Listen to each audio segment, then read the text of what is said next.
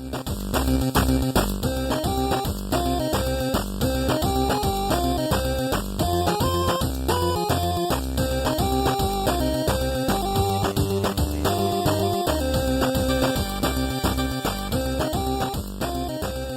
everyone. Welcome to Marvelous or the Death of Cinema, Year 2, Phase 3, Chapter 7, Segment 9, Paragraph 14, Line 367. Cole is back with us. Our Spider-Man correspondent. To talk about Spider-Man Homecoming, the homecoming of Spider-Man to the Marvel Cinematic Universe where he belongs. Yay! Proof that your online petitions work, everyone. Assuming Sony films can just fuck the dog for a decade straight. Can I just there was we got a lot to talk about in terms of this movie, but hence why we're including a third. They saw me from across the Spider-Man bar. just off the top of we found our unicorn. We found our unicorn. Cut that. That might be excessive. No, this is a professional podcast. We treat our guests with dignity and not like objects. Yeah, that's right. Am I masturbating on webcam? Yes, but can you tell? Yeah, keep your hands on on screen where we can see them. So once again, I am playing the role of didn't hate it, thought it was cute. Whereas I think Cole, I know you hated it. You were very grouchy today, Stu. So. You hated it too. I was. Yeah, I can't even really bring myself to hate it, but I definitely didn't like it. It's the upper echelon Marvel movie where it's not like Thor 2 or something where you're bored.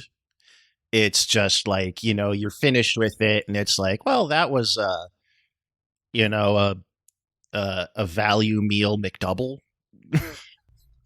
I don't know, man. I think that's mean to the McDouble. That's a little. I guess maybe a little. I saw on Letterboxd someone wrote their review was just, why does this look like a Verizon commercial? And you know what? They're right. It does. It's not an impressive looking movie.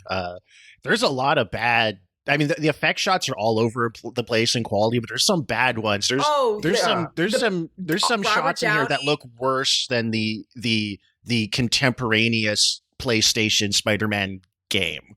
There's some muddy ass effect shots in this. Yeah, they like on the roof it looks like the rooftop scene from The Room. Oh, it sucks. The green screen blending on that is so bad. Again, it's like right back to my problem with Winter Soldier.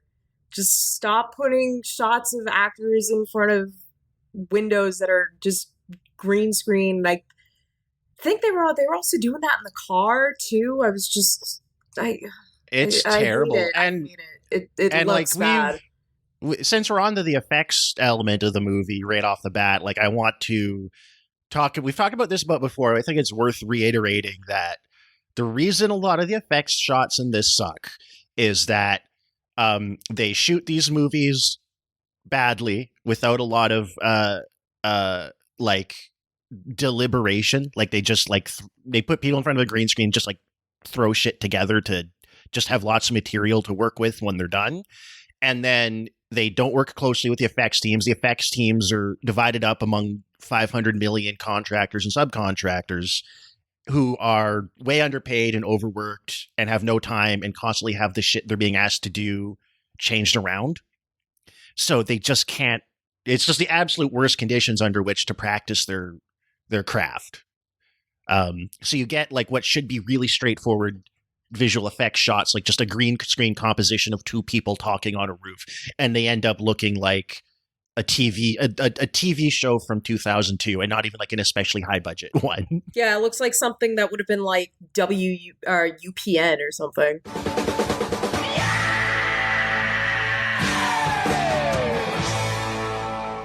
Yeah, CW. I It looks should've- like subpar Sub CW. CW. I don't yeah. know. I've been watching Voyager, and some of that Voyager CGI was way better than what I was seeing here today.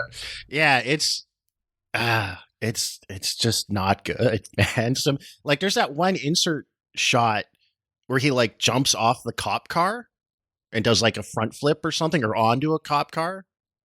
And it's just like this like insert shot that doesn't. I don't even remember that. Did they cut it out? Actually, now I'm thinking about it. I remember it from when I first watched the movie, and I don't remember it from now. And I wonder if that like it was so bad and so unnecessary to the movie they quietly edited out of the Disney Plus version. I don't know. They would. They totally would. Yeah. I don't pay for Disney Plus for the record. I just my sister has it for the kids, so I just borrow it once in a while when I'm too lazy to download the movie.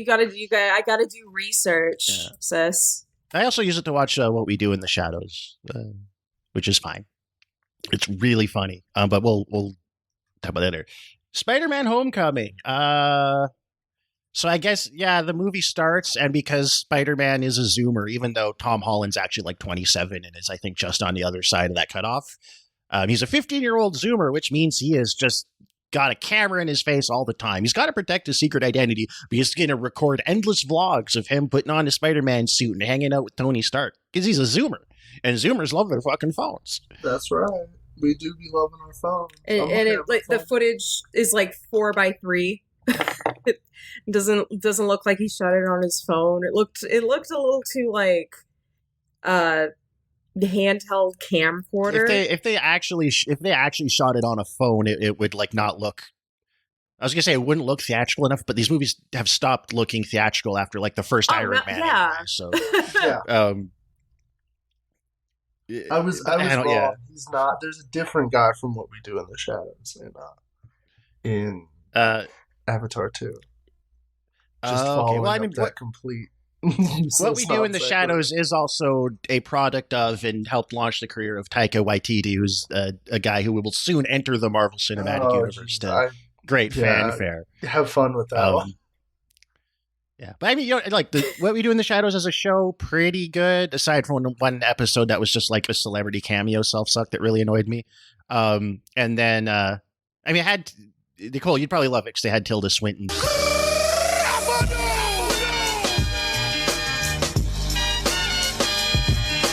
as herself as a vampire, but they just went.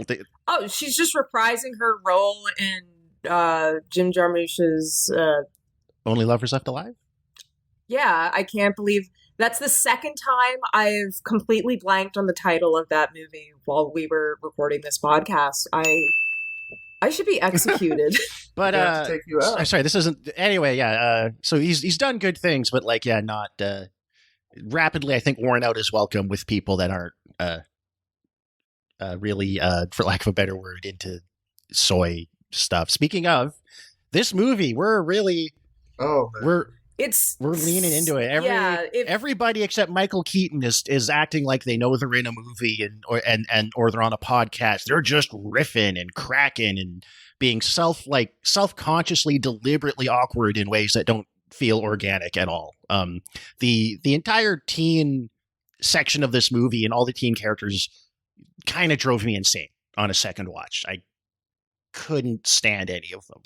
I wanted, that Flash Thompson, I almost called him Flash Gordon, that Flash Thompson actor, wow, I mean, I'm sure he's a nice kid in real life, but Jesus Christ, like, they managed to make Flash Thompson annoying, which is, like, not... Get him fucking off screen. He's not even in the movie that much. Every moment he was on screen, it wasn't even like... Well, you didn't like Penis Parker? Yeah, like it wasn't even like, oh, I don't like him because he's a bully.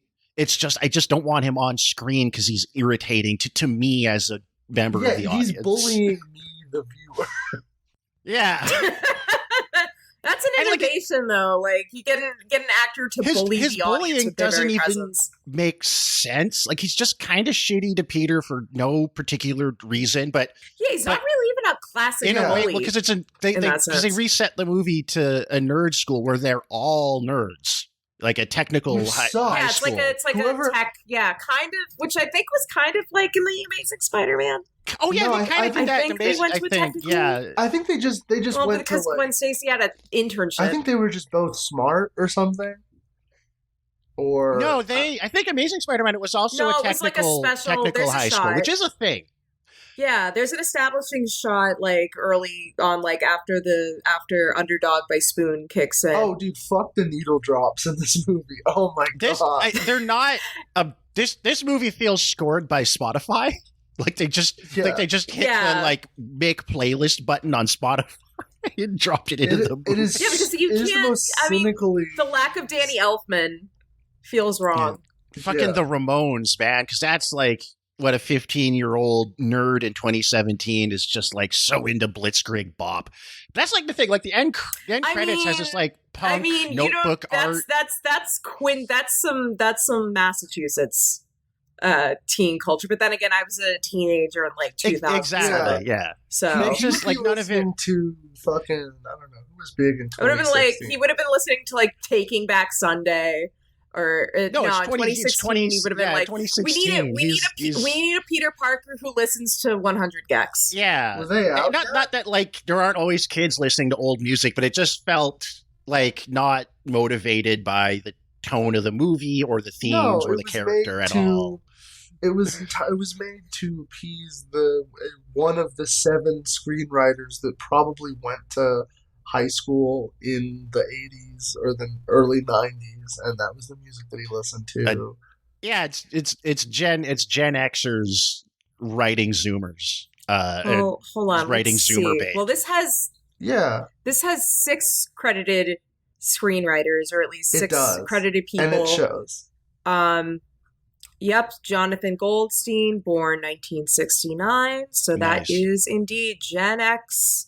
John Francis Daly, doesn't say when he was born, but he was on Freaks and Geeks. Yep. There you go. That makes sense. That's Okay. super Gen X core.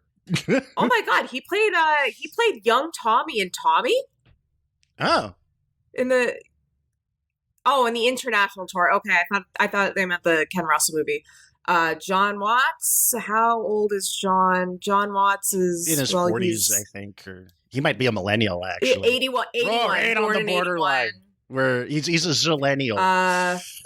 Christopher Ford does not say this guy's IMDb picture makes him look like he's not all there.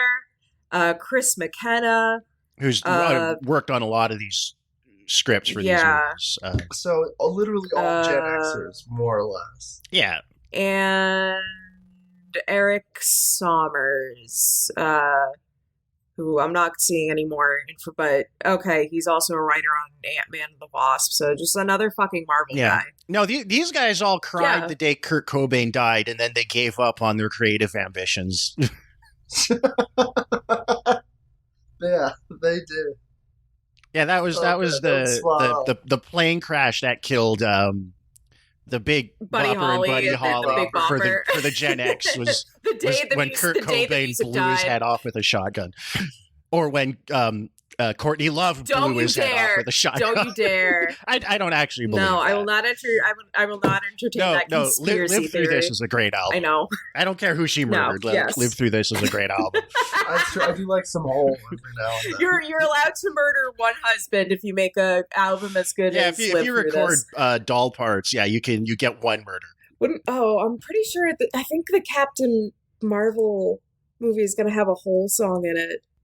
I think. Really Wait, no, it's the end credits. The end credits. So, oh man, I might quit the podcast after having watched that movie. I think that might be my breaking and point. you haven't even But gotten to Black Panther yet. which might be the first Marvel movie to actually win an Acting Academy Award possibility this year. And as Wakanda a fan Forever? Wakanda Forever.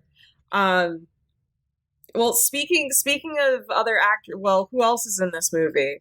Robert Downey Jr. Robert Downey Jr. Robert, hold on. Let's check how much Robert Downey Jr. was paid for being in this movie. What, according to like Wikipedia, so it was $175 million budget. Like, God, that's so much goddamn money.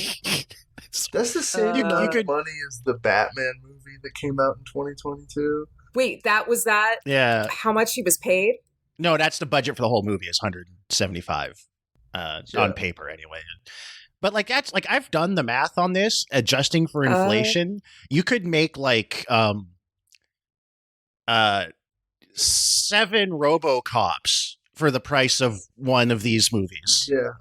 Okay, well, Robert Downey Jr. got $15 million, so he was like, sweeten the deal. We'll do this on the cheap side. He was doing this pro bono. $15 million to do, I think, 2 scenes on a green screen and then do the rest over the phone because it's just like a CGI Iron Man suit. He's on vacation in India. Yeah, he was probably in India in real life. He was actually in India. Yeah.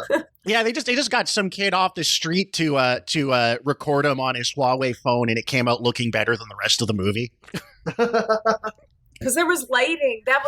There are, not to say this movie, like I'm not going to be as harsh on this movie as you guys are being. And I do think there are a couple shots that look all right, like in terms of like the color palette, but like there's during the climax of the movie, you can't see shit. When he's like buried underneath all the rubble and you're like supposed to be able to like see Tom Holland's face and like his distress, and you just like can't see anything. It's so dark. That's my favorite. It's like someone turned the. Yeah, it's like I remember that being a problem when I saw it the first time. He just starts calling himself Spider-Man until he can lift the pillar off of himself. Let's go, Spider-Man! Yeah, he's like the power of his own brand is what hypes him up. He's like a fucking social media influencer. It's like it's offensive because they're homaging a very famous comic book scene called "If This Be My Destiny" from I believe. I want to say Spider-Man, like it's in the 40s somewhere, the 30s, issue-wise. And in that scene, it's a very famous scene, similar setup where, he's buried under a bunch of rubble. There's water pouring in from, I believe, the sea. And, he manages to talk himself into lifting all these things, but Spider-Man has nothing to do with it. He's thinking about, like, I have to get home to my aunt. I don't want her to have like another Uncle Ben moment, And this takes this, and then it's narcissism that allows him to. Yeah, he's just I'm Spider-Man. I'm Spider-Man. I can do Spider-Man things. In love with his own reflection at that point. He's looking because they do a kind of like it feels like a kind of like a shitty version of a shot you'd see in one of the Raimi movies where he sees his mask where he was reflected over half his face in the water. Now that I think about it too, the like whole set piece with the ferry, where he's trying to like web glue the thing back together, and there's that one shot where it's just like at the train scene in Spider-Man 2, the famous and fucking emotional as fuck. It's the train scene again. It's just the train scene, but bigger and dumber. And it's not even Spider-Man. The beauty of those scenes is like, you see the impact that Spider-Man has on the community. It's the same reason why I like the train or the crane scene in Amazing Spider-Man, even though I think the rest of the movie sucks. It gets at the core of the character of like this community appreciation, and then it's upstaged literally in the movie by Iron Man. I think it's really a perfect like micro capsule of every single thing that's wrong with this movie, right in that scene. Because that's actually worth discussing, like the logic of this movie, because I was thinking about it in terms of like also just the adaptability of this iteration of Spider-Man having to exist. So we completely we've done away with seeing the spider bite. We don't even see or get even a mention of Uncle Ben, which is like, whatever. We've already seen that story. But so what do you suppose this universe's Uncle Ben must have looked like to land Marissa Tomei? He must have had the riz of the he century. was packing. Yeah. He was packing like Willem Dafoe cock or something. Like Why is Willem Dafoe Michael the- Fassbender. Peter had some hot. Yeah, Michael Fassbender. Michael Fassbender for Uncle Ben whenever they need to do a flashback with him or something. Yeah, but I think they do that a flashback in, like, in one of the movies, and they do like the Tom and Jerry thing where you only see his arm. Oh, boo. or like the nanny's legs in a Roger Rabbit. So in this adaptation of Spider-Man, the MCU-fication of Spider-Man,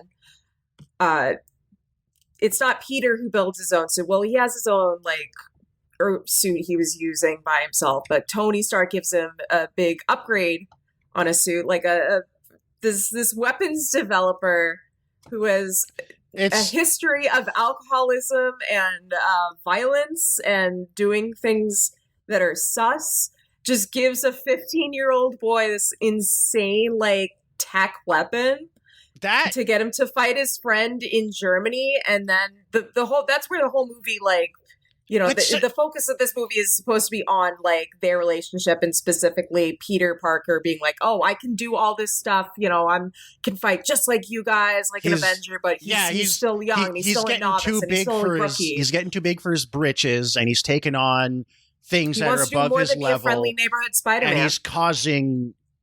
Well, that's actually a thing I really want to get to, because this is also what they do with Iron Man, where... it's a different thematic arc, but the idea is Spider-Man takes on, he sees these guys robbing an ATM, a victimless crime, and he tries to stop them. And they've got, the Michael Keaton, this contractor who lost cleanup work to Stark, has been scavenging alien weapons and selling them on the street. And these ATM robbers have these city block leveling fucking alien blasters.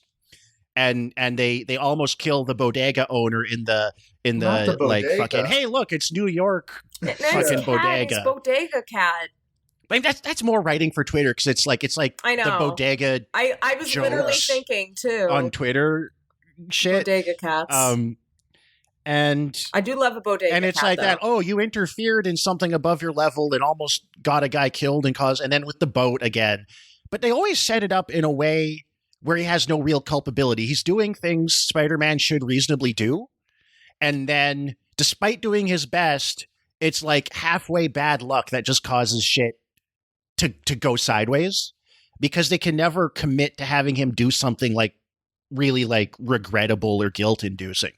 And that's what they always do with Iron Man, with all those movies where it's he does some bad shit, but they always limit his culpability so much it has no real impact. Which is fucked up, because Spider-Man, the entire point of Spider-Man is that he fucks up and ruins his life 1,000 times, with the Captain Stacy thing where it's he beat the pants off of Doc Ock so hard that a bunch of bricks fell on his girlfriend's dad.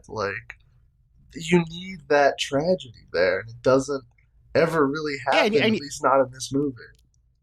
And you need some real culpability, because when you don't give them real culpability, one, the emotional stakes are just flat. There is a culpability. It's he loses the suit. No. That's consequences. That's consequences. Okay. Culpability, because it's that thing, and a lot of movies do this, where the character feels guilty over something, but as the audience, you're just well, no, you did the reasonable thing and tried your best and kind of got a little unlucky.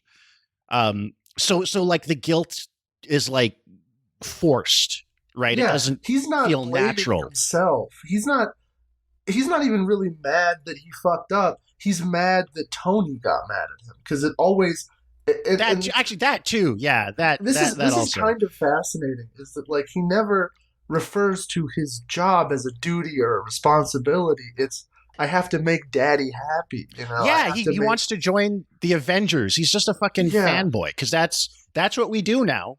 Post Force Awakens is whenever we do a soft reboot or introduce younger characters, they're fanboys for the franchise that we're bringing them into, and it's so fucking annoying and boring as drama goes.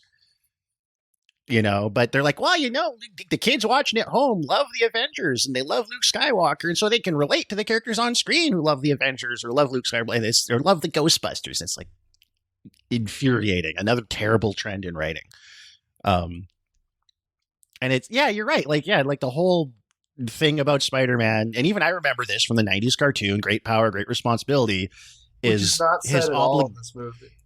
No. Yeah, no, there's no iteration of that spoken it's his whatsoever. He has this power, so he's obliged to use it for good.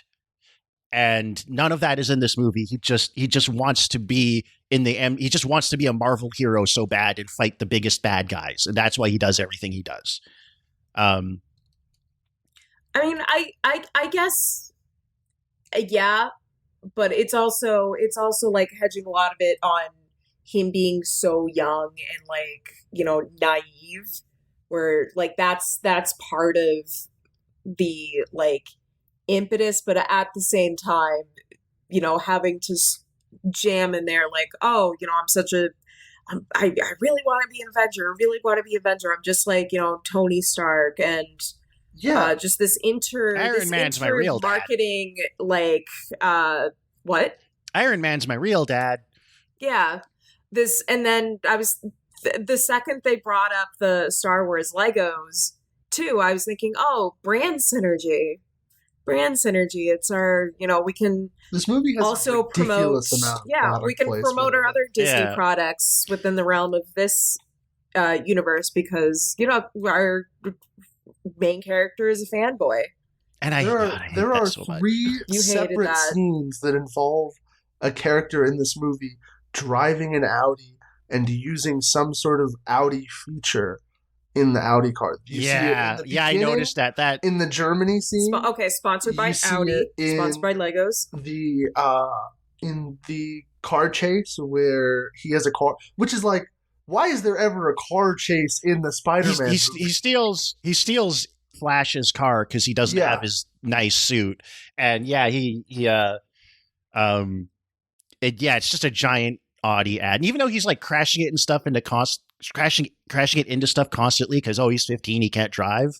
It's only in the final shot after he like half rolls it that you see any damage on the car, because it's probably part of their fucking promotional agreement that the car has to look pristine, even though he's just driving through bicycles and shit. When he gets taken to the Avengers campus by Happy, he's also driving an Audi, and you even get to see, and the camera lingers on him like playing with the internal iPad of the fucking car.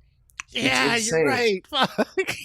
It's insane. Yeah, that's something we haven't talked too much about, is like all the, I mean, we've touched on product placement, but specifically like tech product placement. The Oracle product placement in the two Avengers movies we have up to so far are so baffling to me, because that's like commercial side industrial computing and software products. It's not consumer level.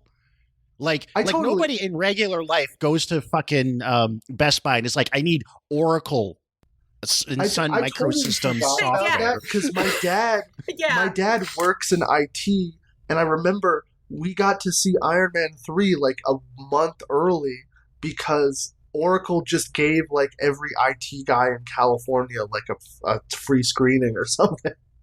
Oh shit, yeah. And that's like, what is that? It's like when at Oracle Arena or something, which is like, why? Yeah, why? 99% of people don't know who you are or what you do, and it doesn't matter. Yeah. It's like the same thing with like Lockheed Martin that I use to install the good version of Minecraft. Yeah. It's like when Lockheed Martin or somebody like teams up with the Avengers to they advertise the F-35. It's like, why? Nobody who watches these movies has a fucking say in whether or not the F-35 gets purchased, and most of them don't understand or care. What's the point? Yeah, of this? They're buying the F-35 anyways. You have one customer, and it's the U.S. military, and you've already guaranteed that they're going to buy your product. Who are you advertising to?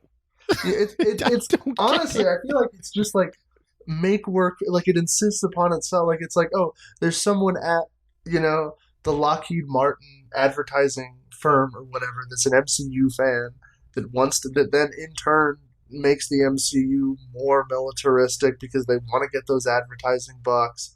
And Well, Yeah, they're yeah, definitely they're definitely Marvel. There are Marvel fanboys in the fucking United States Congress. Oh Yeah. yeah, but Oh, yeah. Yeah, there's a guy who I got think sworn what I it can't is- remember his on- name off the top of my head, but no, that we got a Snyder guy. Yeah, there's in a guy who got Congress, sworn too. in on, like, instead of using a Bible, he used like a copy of Amazing Spider-Man #1, I believe, from the Library of Congress. That's so. Which is like, that's it's like, lame. you should- embarrassing. I'm sorry, you shouldn't be able to take that out of the Library of Congress without someone shooting you. No. You're gonna fuck it up.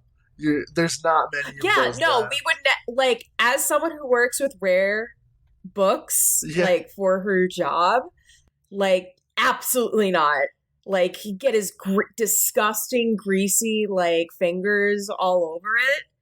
Like he'd probably drop like he's got like ketchup smeared all over it. Disgusting. Next one is going to be a guy getting sworn in on like a really rare, pristine copy of Suikoden 2 for PlayStation 1. Yeah, he gets sworn in on the instruction manuals to like a particularly rare Lego set. he gets sworn in on the I Lego wonder if Death they Star. have Lego manuals in the Library of Congress.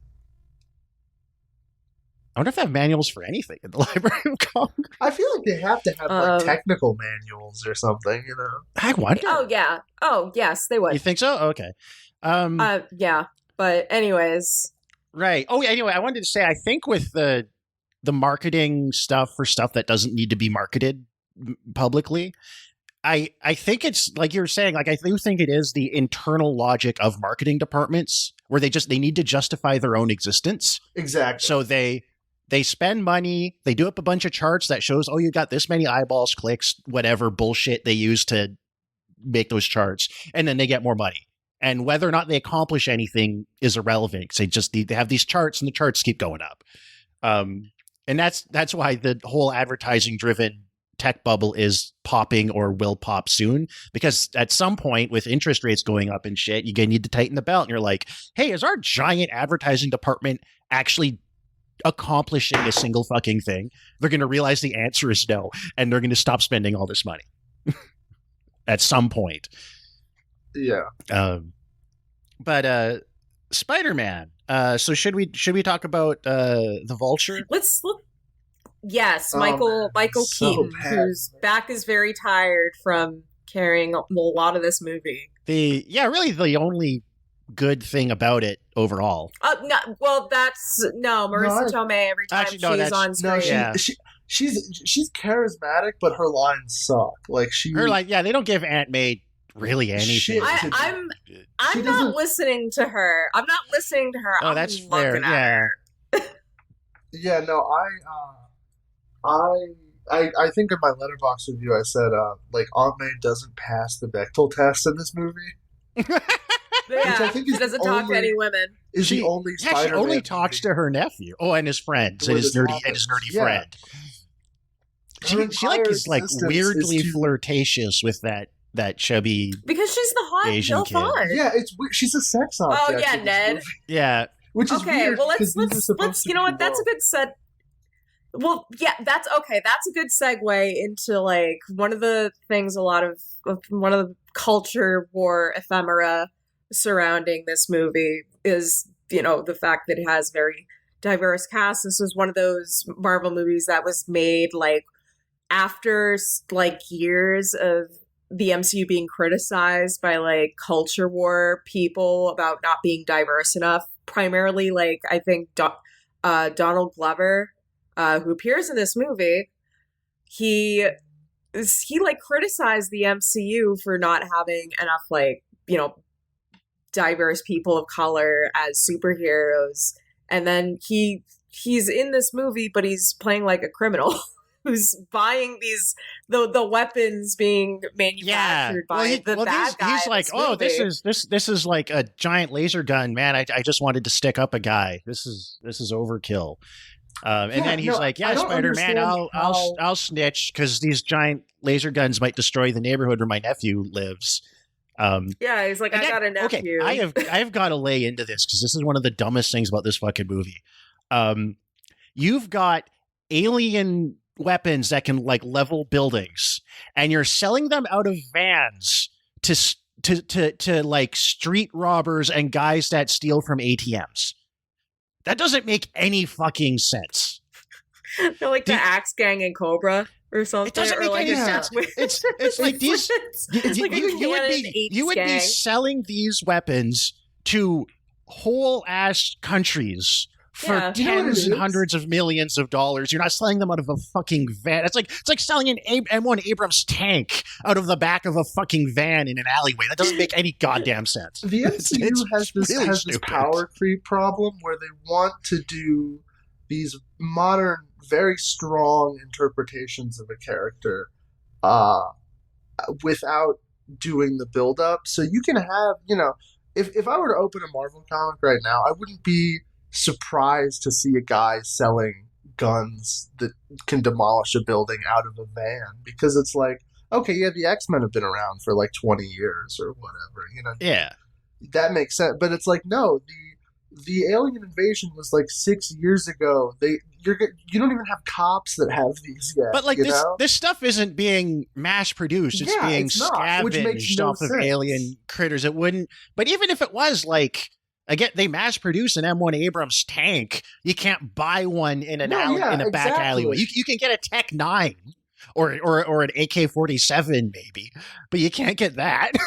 There's no proper like world building there where it's like, you wouldn't. Well, that's the other thing. You'd maybe have like an arms deal, like a very prestigious arms deal. Yeah, it's like you're selling, like if he was selling that shit to Iran or to like a private military contractor or like a big rebel group or something, I would buy that. But guys who rob ATMs, small time crooks. They're spending 100 times more money on those guns than they're making in the ATMs. And he's making enough money to be living in this really nice fucking, like, dare I say, like, it's basically a mansion, like, in the suburbs. Oh yeah, yeah, very upper mid. He's driving like a Rolls Royce Phantom or some shit. He's living like Tony Soprano. Just that level, like low millionaire level. And that's the thing too, because his whole motivation is like he's got to keep his lifestyle up and take care of his family because he lost all this work when Tony Stark kicked him out of legit scavenging and cleanup. And it's like he has this like blue. I don't get how you go from losing your job at the salvage, like you losing one salvage contract to getting alien technology to like, wouldn't you just go legit? He has this one guy, one riffing comedian, tertiary character who knows how to turn the alien technology into stuff like his vulture suit. Who is supposed to be the Tinkerer from. Okay. He's they never call him that because this movie hates. But yeah, no. Well, that's the same way they have the Shocker, and it's just a guy that works for him who has a weapon and a pattern on the sleeves of his shirt that kind of sort of looks like the Shocker's costume, and then he kills him. That's why the old guy kind of acts old as Michael Keaton is because he's supposed to be the Tinkerer, who's usually depicted as like an older guy. But yeah, they don't do anything with that like at all. He's barely in the movie. He just kind of shows up to be like, "Hey, remember that thing you're supposed to do?" So the movie can happen. Yeah, he's just a plot device. Yeah, and it's like I'm fine with the idea of a guy like illegally scavenging this stuff and making it into weapons. In principle, it's just the way they go about it is the most obvious, brain dead, not thinking it. Just and that's the same. Iron Man movie. And like do that. Yeah, that would. This is basically Iron Man 3.5. I mean, Iron Man 3.5 was Civil War. It was Civil War. So this is Iron Man 3.9. Or no, Iron Man 3.5 is 2 hours later. No, this is Iron Man like 6. Yeah, we're on Iron Man 6. This should just be an Iron Man movie. Okay, Iron Man has to stop all these guys that have alien tech. There's a billion Iron Man stories that are like that. That actually would fit way better with Iron Man as a plot point. Yeah, I feel like this movie was supposed to. Well, actually, no. I say that, but then they're doing that Armor Wars TV show or whatever, which is basically this. So maybe it wasn't originally Iron Man 4.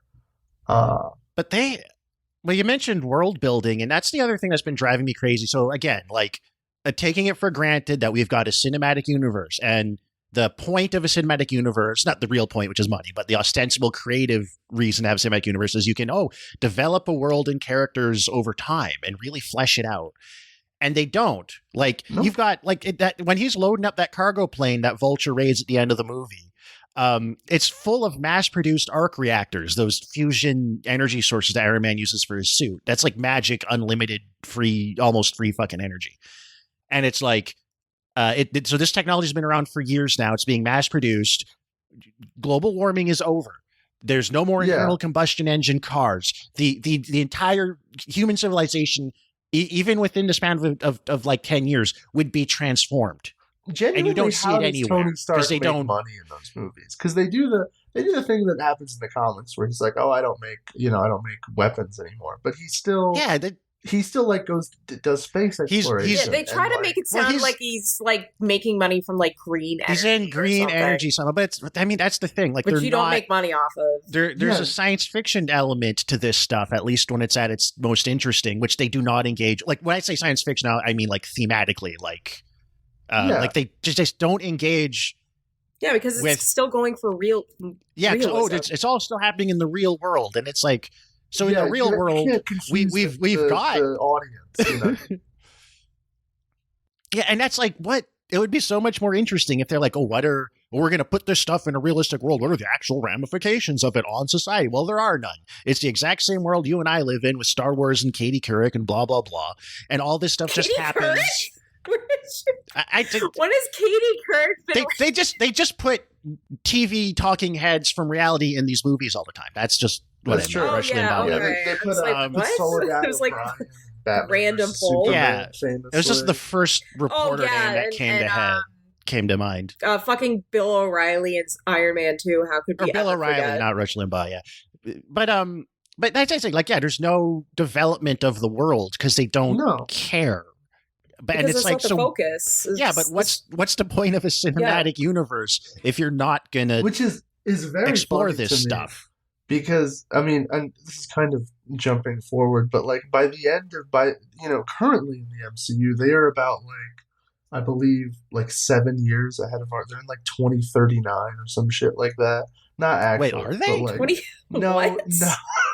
They're actually. I mean, the scale of time doesn't make any fucking sense in these movies. Well, this movie even fucks up the Marvel's own timeline, saying it takes place 8 years after the Avengers, which that is like a Metal Gear Solid thing, though, where if you look at the fine print, every game takes place 10 or 20 years after it came out. Like Metal Gear Solid originally takes place 2005 or something.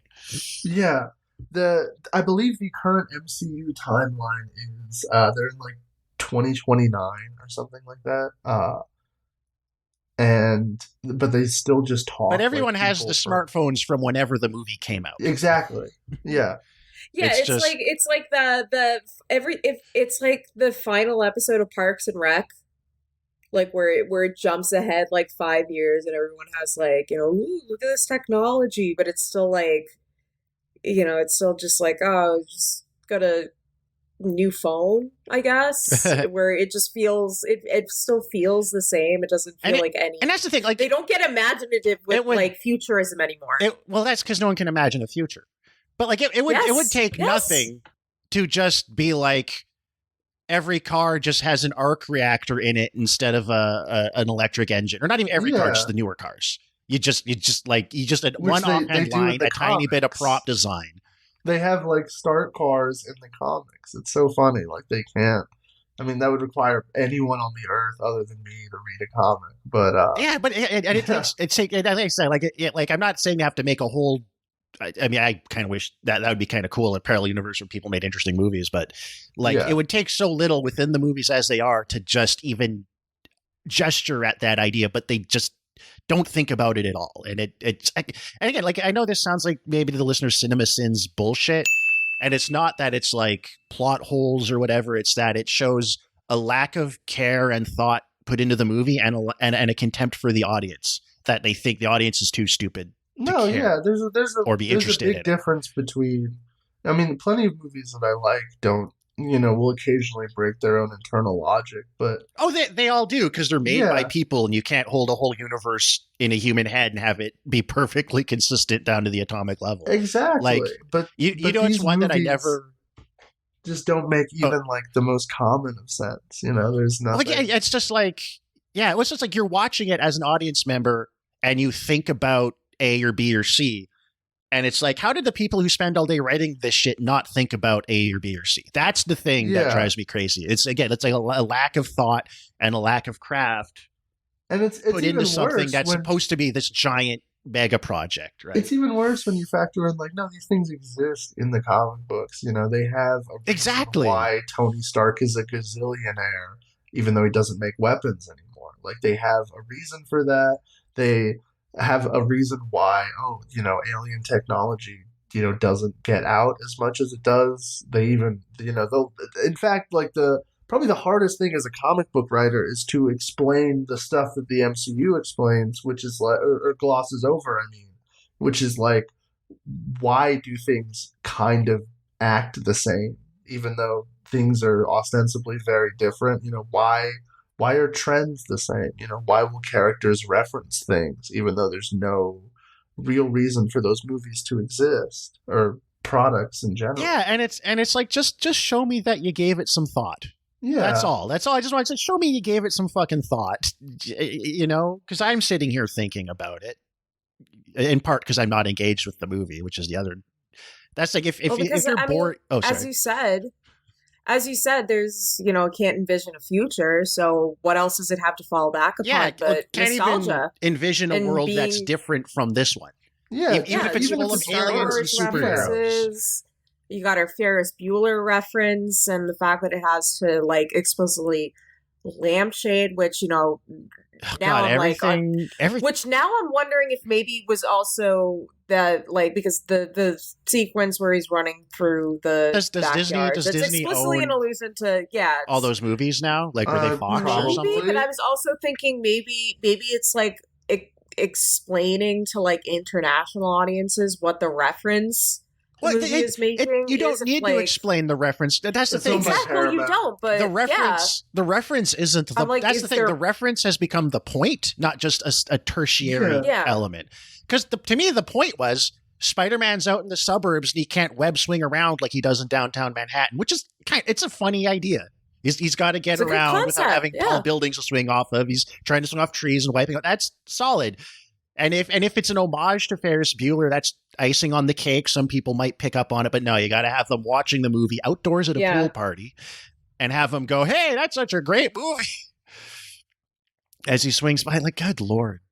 And yeah, I want to talk about lamp shading, one of the worst a staple MCU characteristic and lampshading and TV everything now, just awful writing thing where you point out what you're doing and make it really obvious. And if it's a cliche or it's cheesy or a weird coincidence or whatever, you point it out and then you do it anyway. You go, yeah, but we pointed it out. So me, the writer, and you, the audience, you can both feel clever and then just do the thing, the cliche, obvious, trite, whatever thing. And I just like, yeah I'd rather you don't point it out and we can both respect Yeah. ourselves a little more, or you do something different. But again, like that's the thing about the whole MCU, because it's such the kind of product it is and how it's made, is there's no imagination in any of it. And that's like, if you're going to get anything out of superhero comics and fucking weird Silver Surfer cosmic shit and all that, like it should be imaginative. That should be like the one thing you get out of it is like thematically or visually like novel.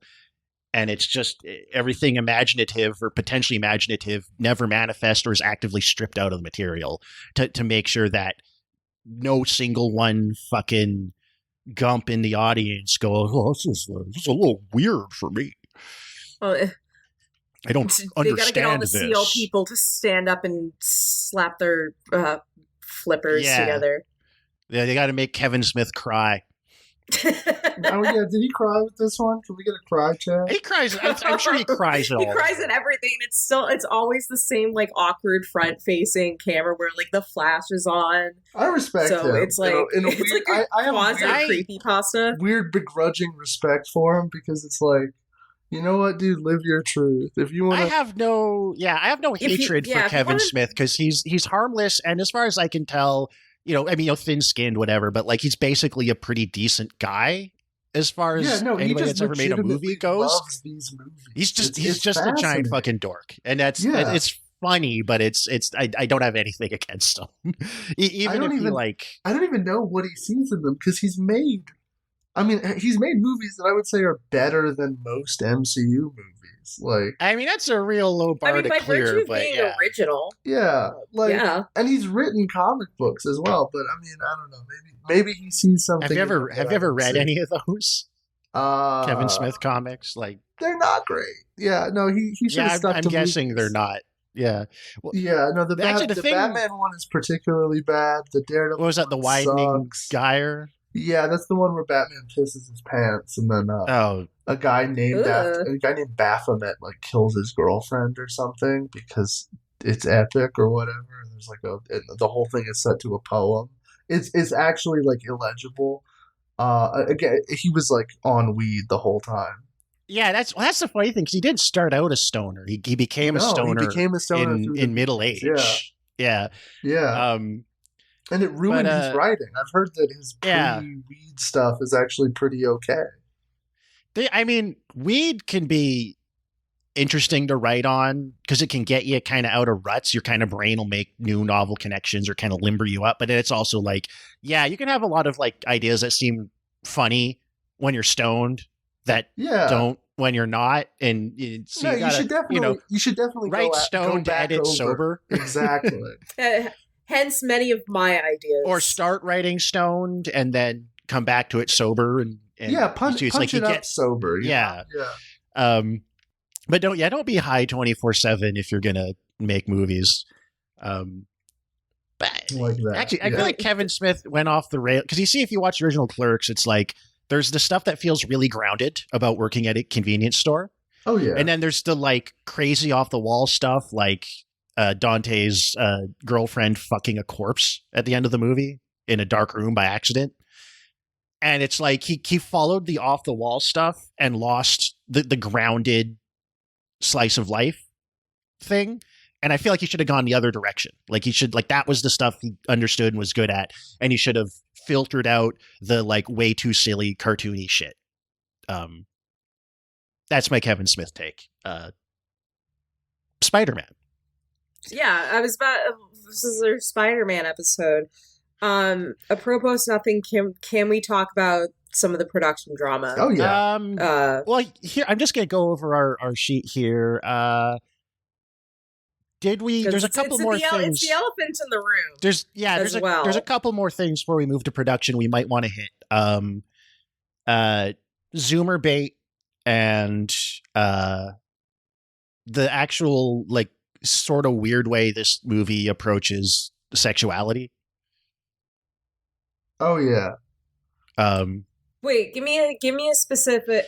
It's like little things in the movie, like the teen girls doing fuck, marry, kill with the Avengers, which like I don't know, I'd buy teen girls doing that, but like it's just especially in this weirdly sexless MCU, it like I'm not saying it's bad. It feels weird it being introduced here when sex is so absent. These movies mostly. Since at least Iron Man 1 moment, so I didn't really pay much attention to that.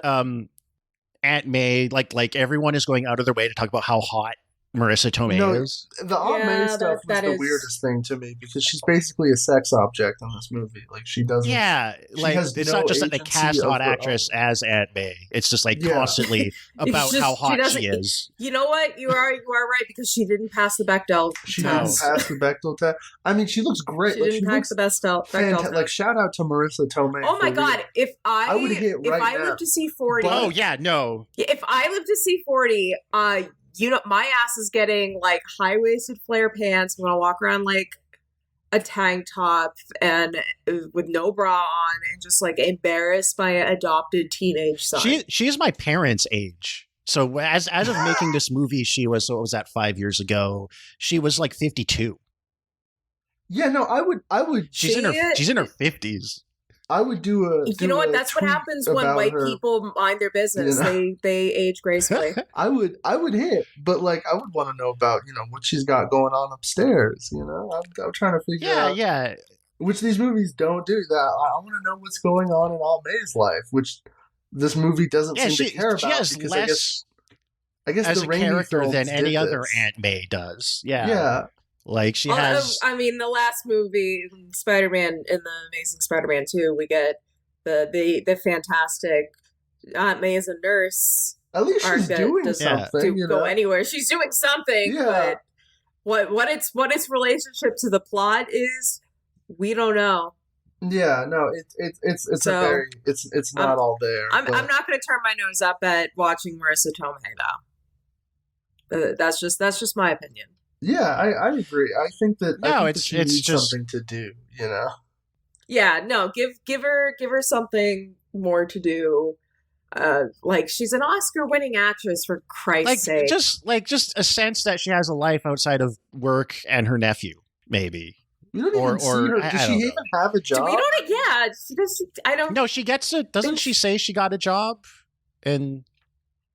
No, or something. Hopefully, it's not cooking because she burnt that meatloaf and they had to go get Vietnamese. What was I thinking of? Because she's a very bohemian lady. Like this reimagining of, like it's part and parcel to like the whole freshening up and rejuvenating Spider-Man. Like we're gonna make him younger, so we got to make Aunt May younger. We're gonna make the cast young and diverse. We're not going to cast like a 28-year-old British guy with incredibly Roman cheekbones. He is weirdly baby-faced though. Like in the frog in his mouth. This movie is fascinating. Tom Holland in the frog in his mouth because he's coded as younger, but in reality, at least if I remember correctly, he's barely younger than Nicole. Yeah, or at least he's supposed to be the same age as he is in the Raimi films.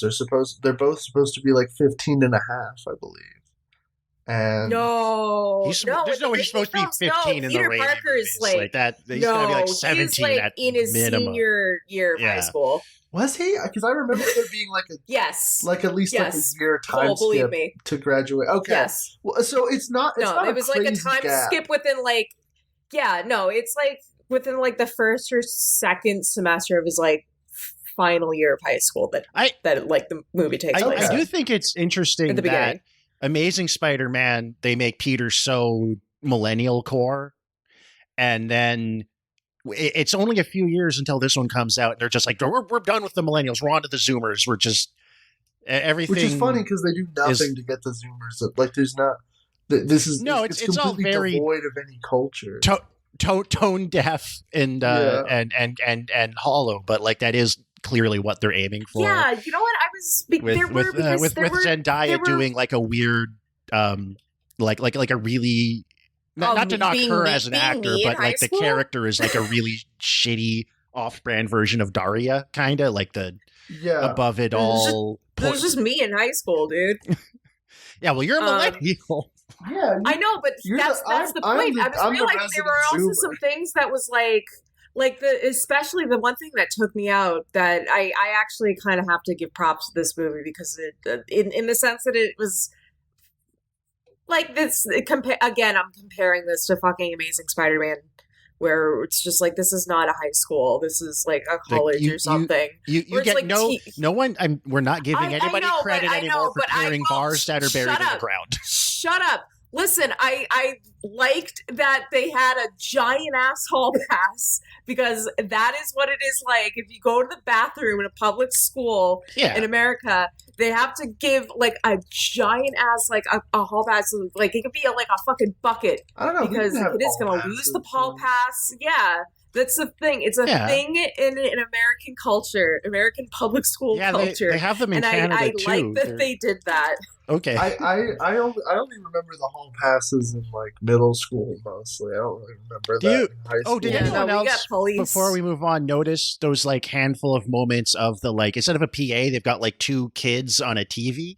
Oh yeah, and they're doing it's like edited like Tim and Eric. Yeah, it's like it's like that because all these movies have the like 5% homeopathic dilution of some other element of culture, and it was like a 5% dilution of Tim and Eric for some fucking reason. Yeah, it was. It was we see weird. It's like Zoomer, and like both Zoomer of the characters were comic book characters, but weirdly enough, they were both comic book characters that weren't in high school when Peter Parker was in high school. It's Betty Brant, who famously is not in high school when Peter is. It's the whole like she's supposed to be like I think like a dropout around the age of like 17 or something, and they have this like forbidden romance in the comics, and for some reason she's here, and then she also looks like Gwen Stacy for no reason. It's weird. Yeah, I've noticed that as well. Her headband. Well, and then like we don't have Gwen Stacy or Mary Jane because they did those in the other movies. So we've got Zendaya as someone with the initials MJ, and then someone named Liz who turns out to be Michael Keaton's daughter in a thing that feels really stupid as a twist to just drop in your lap because I don't love. Oh, that's amazing. If they'd set it up from the beginning, that'd be fine. But selling it to me as a twist, it's just like, no, that's just a weird, stupid coincidence. And I don't love weird, stupid coincidences like that in movies. I mean, I'll let it slide if I love the movie otherwise. That he has a fam, like I mean, he never mentions it until but he doesn't have like a daughter. Well, it's at the very beginning. He's like the very first shot of the movie is him showing presumably Liz's like drawing of the Avengers. Oh no, right! I forgot about the drawing of the Avengers. Okay, fair enough. But still, it's like I'm right. It's just stupid to be like, but then we never date's see dad have is the any villain. Artistic ability in the future. So like what? Oh yeah, that's an abandoned. Shit. That'd have been a nice little payoff if she was like doing sketches of. No, it's Zendaya who's doing drawings. Yeah, which is like which I'm wondering if like maybe the marketing was doing like a bait and switch kind of thing where like she's the daughter of the Vulture, but I can't remember that for certain.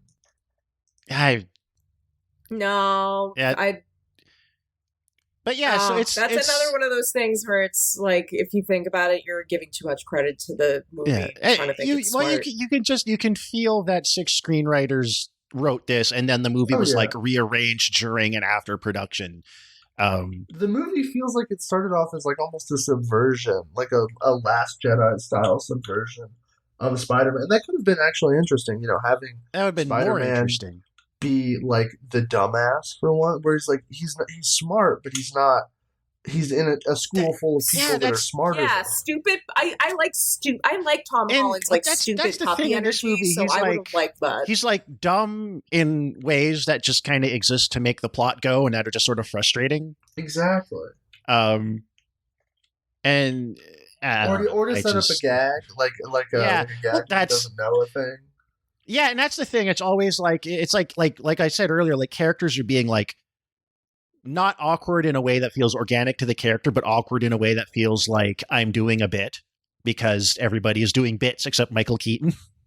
Like his friend, his sidekick, his young adult novel, chubby, nerdy, goofy, loyal sidekick friend. Ned and his cool hat. Who's like sex. He wants to be, and I mean, like this is actually a kind of meta reference thing I'll accept because it is a cliche someone would reasonably recognize. He wants to be the guy in the chair. He wants to be his oracle or whatever who like is like talking in his earpiece. I don't know. And he's doing that at the end of conceptually I'll accept it. I'm not saying I like the execution. But like he's doing that near the end of the movie in a computer lab during the dance. And then it's the homecoming dance. That's why the movie's called Homecoming. And not just because Spider-Man's homecoming to Marvel Studios. Yeah. And then the teacher walks in and she's like, "What are you doing? There's a dance on." He's like, "I'm looking at porn." It's like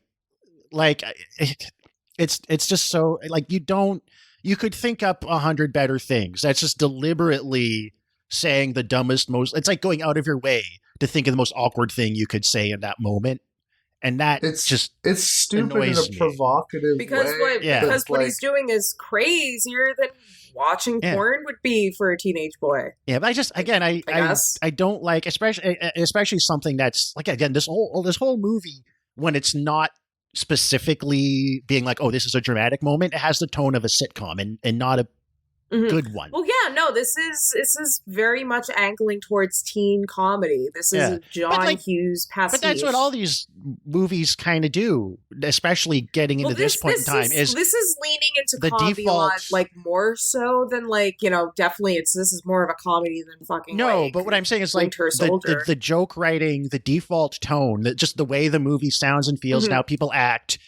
Except where it's like, and sitcoms, you know, sitcoms will have like the one tearjerker moment in a big episode, like, oh, so-and-so gets married, whatever. It's like when they're not doing that, the default tone is mediocre to bad TV sitcom, right? It's fucking, it's like everybody's on Big Bang Theory. And it's that, I just realized like that's the thing it feels like kind of most. And that's why it's so annoying.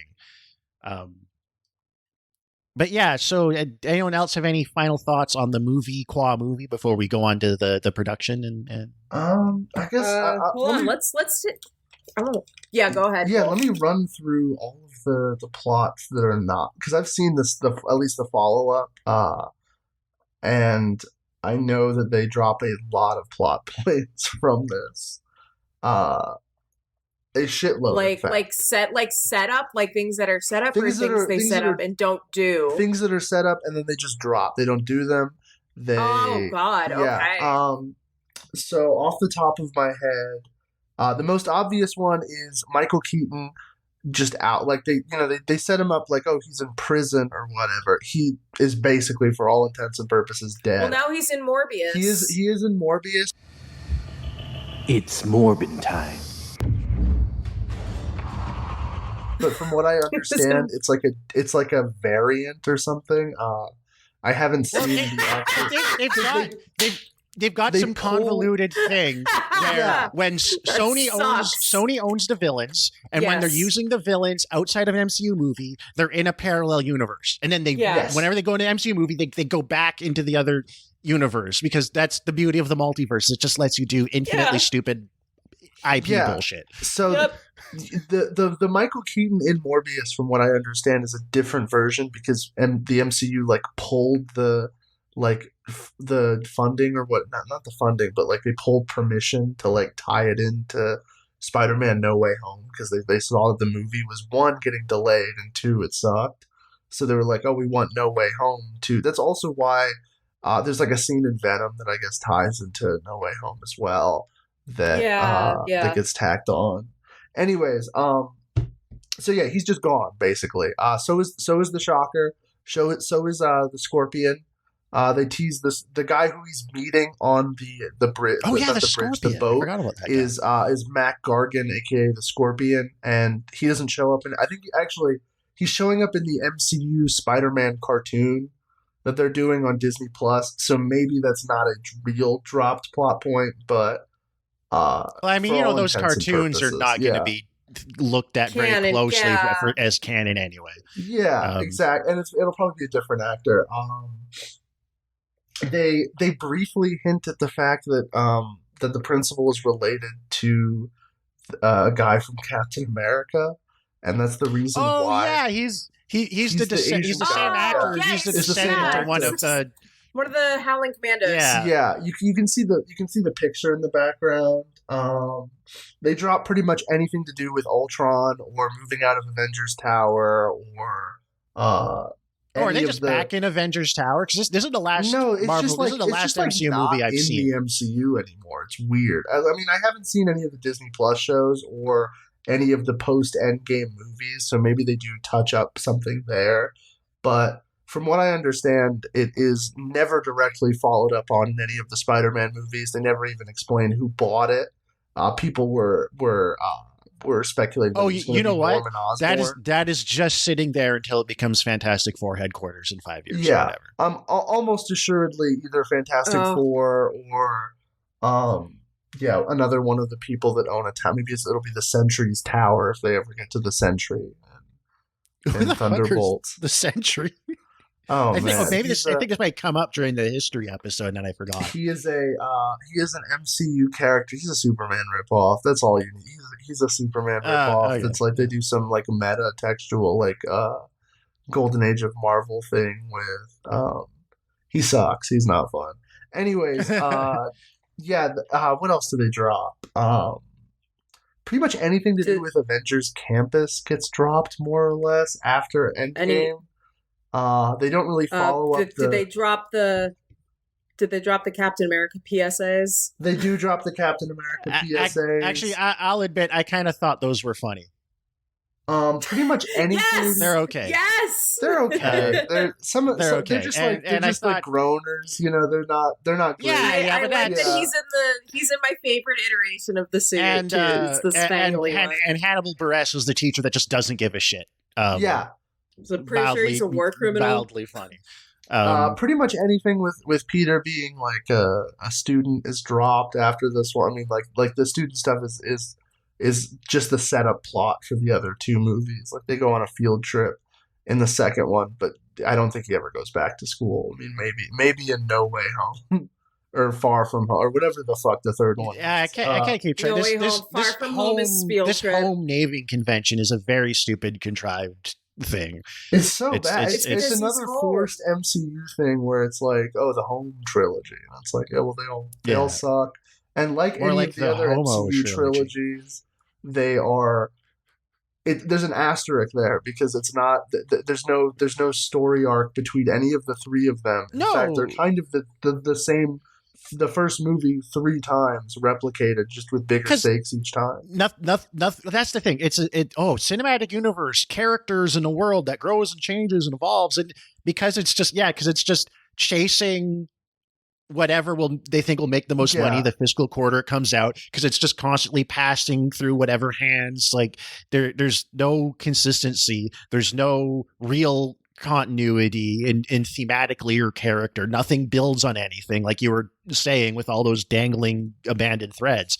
Yeah, so like, what's the point? All the cinematic universe does is make each constituent part weaker, and it's less than the sum of its parts. Yeah.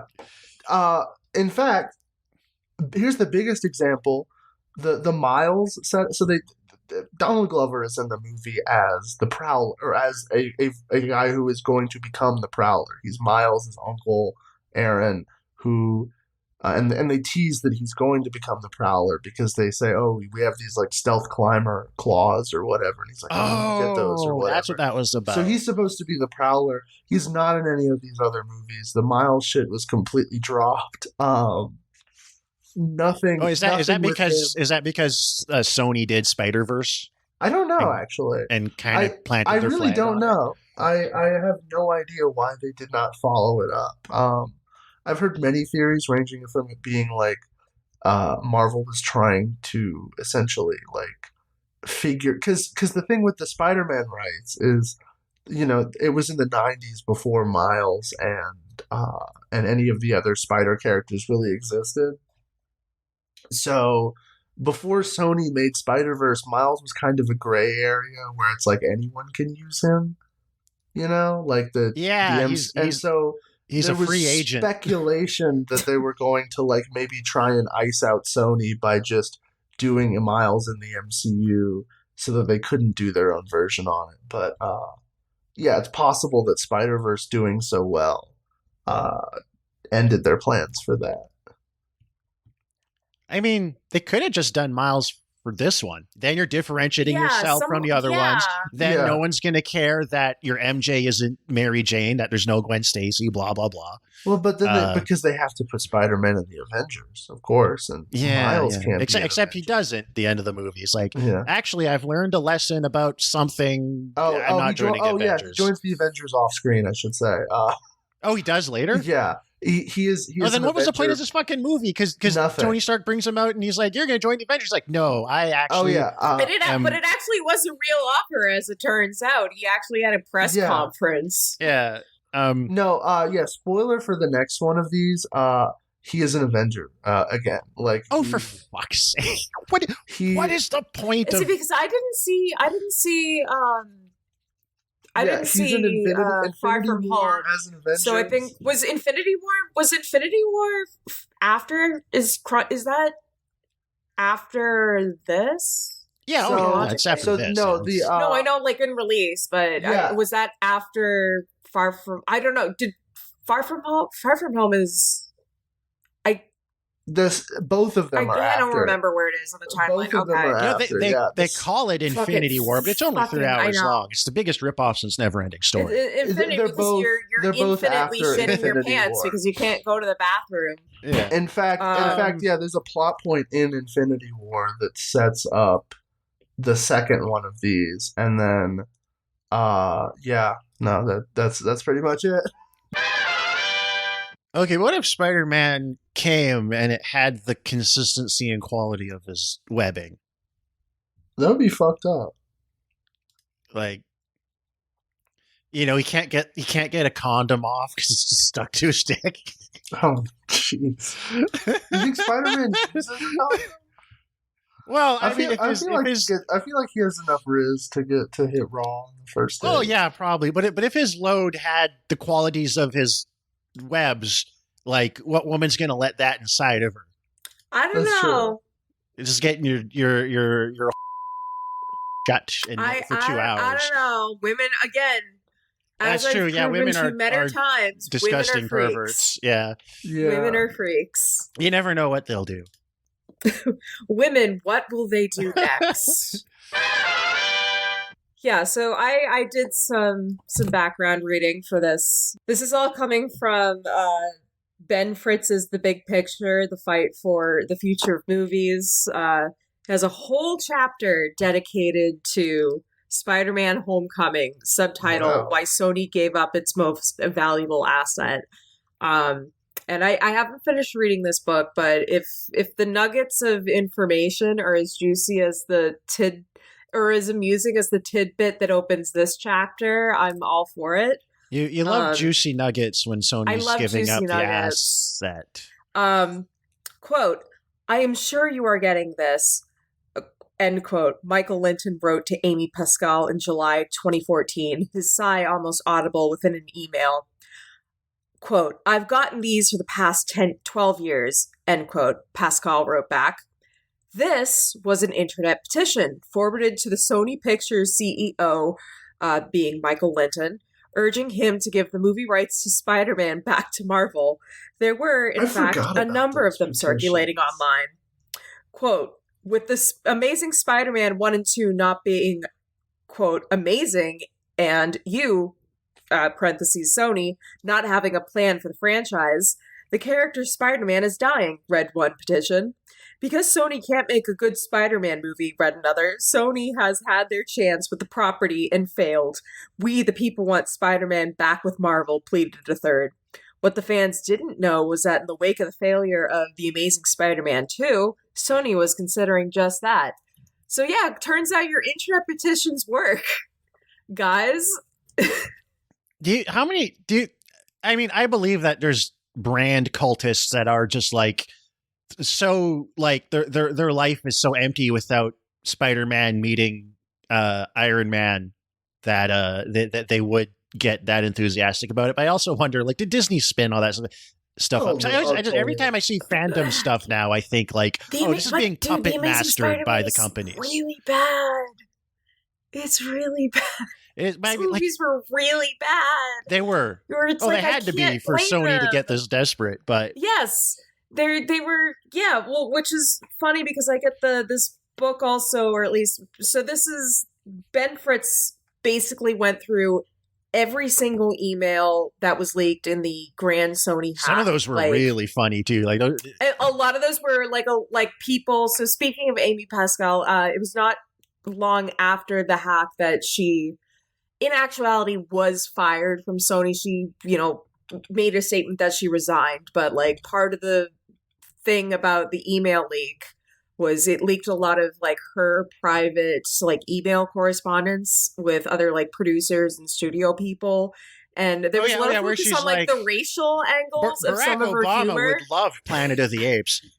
No, it was even like, I'm sure he'd love Ride Along with Kevin Hart. Yeah, I know. Like, that was not even like disgusting racist, but just like no. These people are just liberal, morons. racially insensitive. Yeah. Yeah. Like that. I was making a joke, but like that's. These people are idiots, and there's always that part of you that goes, with all this wealth and power and influence must come some kind of insight or knowledge or anything. But no, the people at the top of the power structure are as smart as anybody else on average, if not dumber, because they're so insulated from consequences and so surrounded by sycophants. They're idiots top to bottom and soulless, have no imaginations. Well, you're right, because they're automatons that play golf and check percentages, and they think, well, yeah, Kevin Hart, black people love Kevin Hart because he's black and they're black. Barack Obama would love Kevin Hart. You know, it's 70 fucking IQ. Fucking. Well, like, so what a bunch of these hacked, or not even hacked, but just leaked emails revealed was there was I was just saying, remember when they blamed that on North Korea and then like years later admitted it wasn't North Korea quietly? I think, hold on, when was this? When did this Cole, book, do you think Disney actually did the Sony hack? Oh, I leak or whatever it was? I believe it. I would believe it, yeah. Yeah, because it does reveal that this like negotiation, the great custody over Peter Parker, had been going on for a while. Actually, like even well, and also to piggyback off of the thing you said about how like deluded and stupid these industry people were, like that's very much including Amy herself. I remember when those emails first came out. Quote, "It's weird, I'm getting great reaction to film from everyone except the Disney folk," unquote. She wrote to a colleague at Sony was screening as Sony was screening The Amazing Spider-Man 2 before its release. Soon after the movie opened, the Sony executive Rachel O'Connor, who oversaw the Spidey movies most closely, emailed Kevin Feige asking for his help on the next sequels and spin-offs. 10 days later, he hadn't replied. You know what? Amy Pascal sank Sony. Kathleen Kennedy sank Star Wars. MCU still women going be strong. Taken out. Women can't be in charge of movies anymore. I feel like Kevin Feige is just the only like producer that has more than like you said, like 75 IQ, and that's why. No, he's got like 80 IQ. Because you read between the lines on the shit with Spider-Man, him. He's not. But I think he just he's an is. Idiot, but he can maneuver a little bit better, you know. Yeah, and I think he's like kind of the sense got his Ben fingers more on like I don't know. I think he's got a good eye for like casting. Is probably the biggest thing. Yeah, casting or he has a good eye for whoever does the casting. Yeah, the spectacle's pretty unimpressive to me in these movies. No, I mean the spectacle of the MCU itself. Oh, yeah, like the brand synergy and the take for example, the Comic-Con phase like kickoffs. You know, the spectacle of the promotion. Exactly. Yeah, that's a really good point. Yeah. You know, people still remember those, even though they were hyping up movies that were, one, gonna suck, and two, like, years and years out of production. And then you look at James Gunn, who just did his own, phase kickoff thing. Oh, and we haven't trended even gone. For like we'll need to do a separate episode on that. He just did like a vlog. Yeah, he did a vlog. I mean, they might have a bigger. Wait, he did? They might have a bigger rollout later. Yeah, he just like sat down in front of the camera and just like rattled off for like 10 minutes about. Oh my god, like a political conservative middle-aged guy, he wasn't in a car. Yeah, he tipped his hand. That would have been awesome. Too many areas and then didn't in enough. Also, what was funny about that is how he kept saying, like, it's going to be sort of like The Walking Dead, but in DC. Or it's going to be like True Detective, but in DC. Yeah. But we'll get to that. He's my biggest op. Oh, yeah, you've got it out for him, man. I do. You've got the bullseye on him. But talk about eyes this. on gun. But yeah, like I remember when we started this show, I looked at the MCU and I saw like a perfectly algorithmically generated product. And that's the more we've gone on, the more that's not entirely true. There isn't auteur at work here. The auteur has the algorithm in his brain really hard. Obviously, it is not a artistically driven auteur, but like Kevin Feige is the brain behind all this stuff. He's the guy. It's a perfectly smooth brain, but there is a brain behind it all. If you remember when the DC stuff collapsed, they said, "Oh, we're looking for our Kevin Feige." You know, they're not looking for their Joss Whedon or for their for their Taika Waititi or even for their James Gunn. They were looking for specifically like a guy who could recreate that brand spectacle. Yeah, and bring that synergy in. Which DC, because DC did everything backwards. They like launched right into Batman v Superman and Justice League, and then like retrofitted standalone movies after the fact. Yeah, which I think could have worked if they just didn't build it around the writing of David Goyer. Yeah, and also just had like 80 executives. Like they had like 6 different Kevin Feiges, and all of them sucked. But I'm just thinking like a simulation. Yeah, too many cooks. Yeah, no, they're.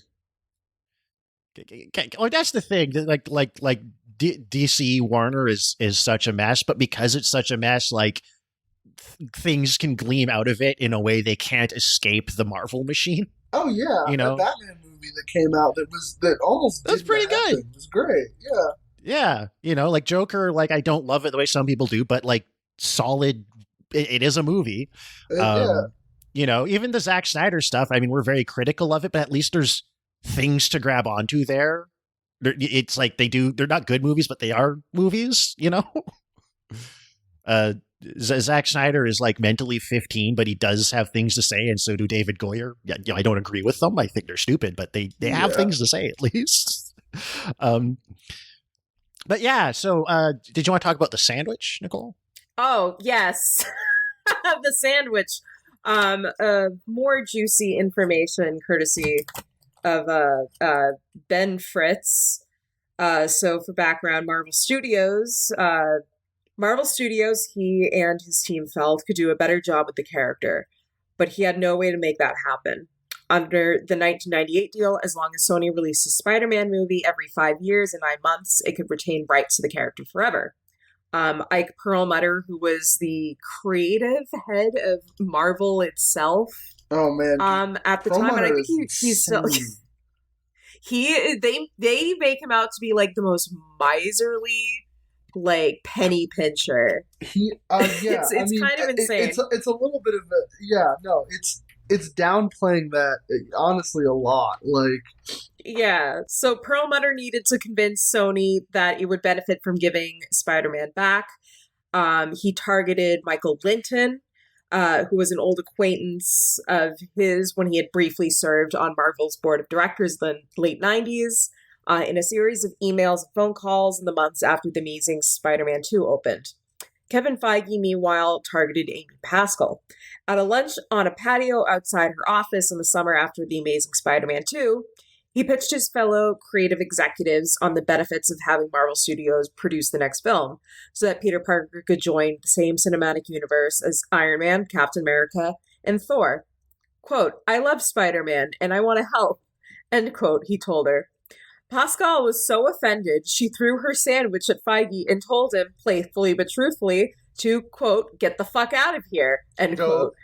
Turning Queen. Turning the character over would be an insult, she felt, not just to her, but to the entire studio. What's the angle this book also kind of gives is that, like, Amy Pascal really felt like Spider-Man was her baby because she was a producer on like the Raimi movies, and I think one of the original producers that pushed it into getting like made at a time when superhero movies were still considered like risky or just not.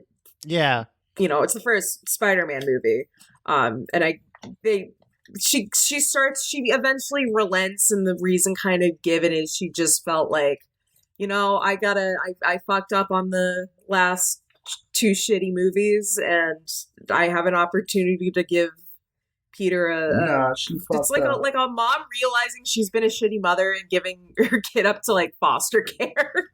Basically is the vibe.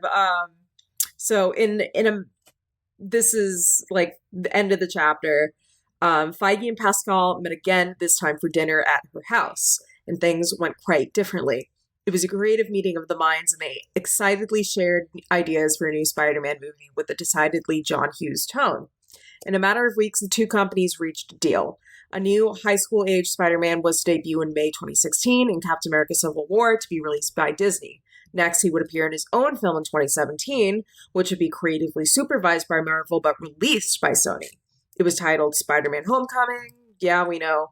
Rather than haggle over co-financing arrangements, Marvel and Sony agreed they would each fully finance and keep the profits from their respective releases.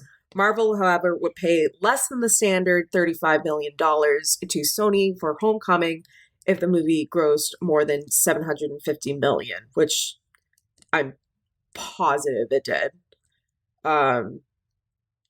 Yeah, so like... Yeah. But it shows you how much of the stuff, too, like behind the scenes is just the people at the top's like egos and personality clashes. Right? Like it's very aristocratic. And how much of the stuff is out of the director's hands? So I guess they had already agreed on the idea of Spider-Man. It's like what the fuck did John Watts even do? Nothing. He's one of the credited screenwriters. He got behind. He wrote some of the dialogue and got behind the camera and let all the comedians they hired for the tertiary parts riff. That's what he does. The directors on these movies increasingly just fill in the blanks between the shit that they've pre-visualized. Yeah. So while you mentioned Ike Perlmutter and I was skimming his Wikipedia. Yeah, he was a tank commander in the IDF, I believe. Yeah. Yes, that's he good is shit. One of several Israel guys in Marvel. But he's he almost fucked up their money too, because he was like a huge Trump guy and caused a boycott of a brief boycott of Marvel Comics, which I'm sure took probably $3 total out of their yearly profits. Yeah, they're not making money on comic books anymore. Yeah, and that's the thing, for all the complaint about how woke Disney is or whatever, it's like, behind the scenes, it's like, this guy who's still chairman of Marvel Entertainment's board lives right next door to Trump and gave him a ton of money, and Marco Rubio. Yeah, there's a mention of Mar-a-Lago, like a Mar-a-Lago visit in the book. Here's a quote in the emails from Jeff Loeb. Jeff Loeb. Ike Perlmutter neither discriminates nor cares about diversity. He just cares about what he thinks will make money, and that's and when people who aren't like white nationalist psychos talk about like the weird or annoying choices or cynical choices they make in diversity casting, it's because that's what they're doing, and it's very obvious. There's also he was quoted as saying that they could replace Terrence Howard with Don Cheadle because black people all look the same. Jesus. So, he's like pulled it off, so I can't fault him there. No one gave a shit. Did you know what I learned recently? Like, of all the actors on Iron Man 1, Terrence Howard was paid the most. He was considered the flagship. He was considered the talent that was going to bring people to the theater because he was like hot off Hustle and Flow. Really funny in retrospect. That's fucking hilarious. Him and his fucking Mambo number 5 mustache. And it was the last day. Yeah, because he was too weird, and he asked for more money. Him and his wife, like, what happened? She like leaked pictures of his penis, his weird ass penis. No, she was going to use it in divorce court to prove why he was like a failed husband or whatever, and so then he did a scene in a movie with his dick out to like Oh, to sort of preempt it, so they didn't have to like enter his dick pics into court. So do you think he's just a grower, not a shower, or do you think it really is like that I've small? seen it. It's really small. I don't know. I don't know. I mean, shit. Like I'm a grower. I get it. It goes. I don't know where the fuck it goes, but it goes somewhere. But it's like I don't know how much bigger it can get. You know. It's so it's like it's a wet straw. It's like all head. It's crazy. Oh God! It's like a mushroom. just a big. Yeah, it's like Maybe I don't know cut that. That might be even for us. That might be a little comes from.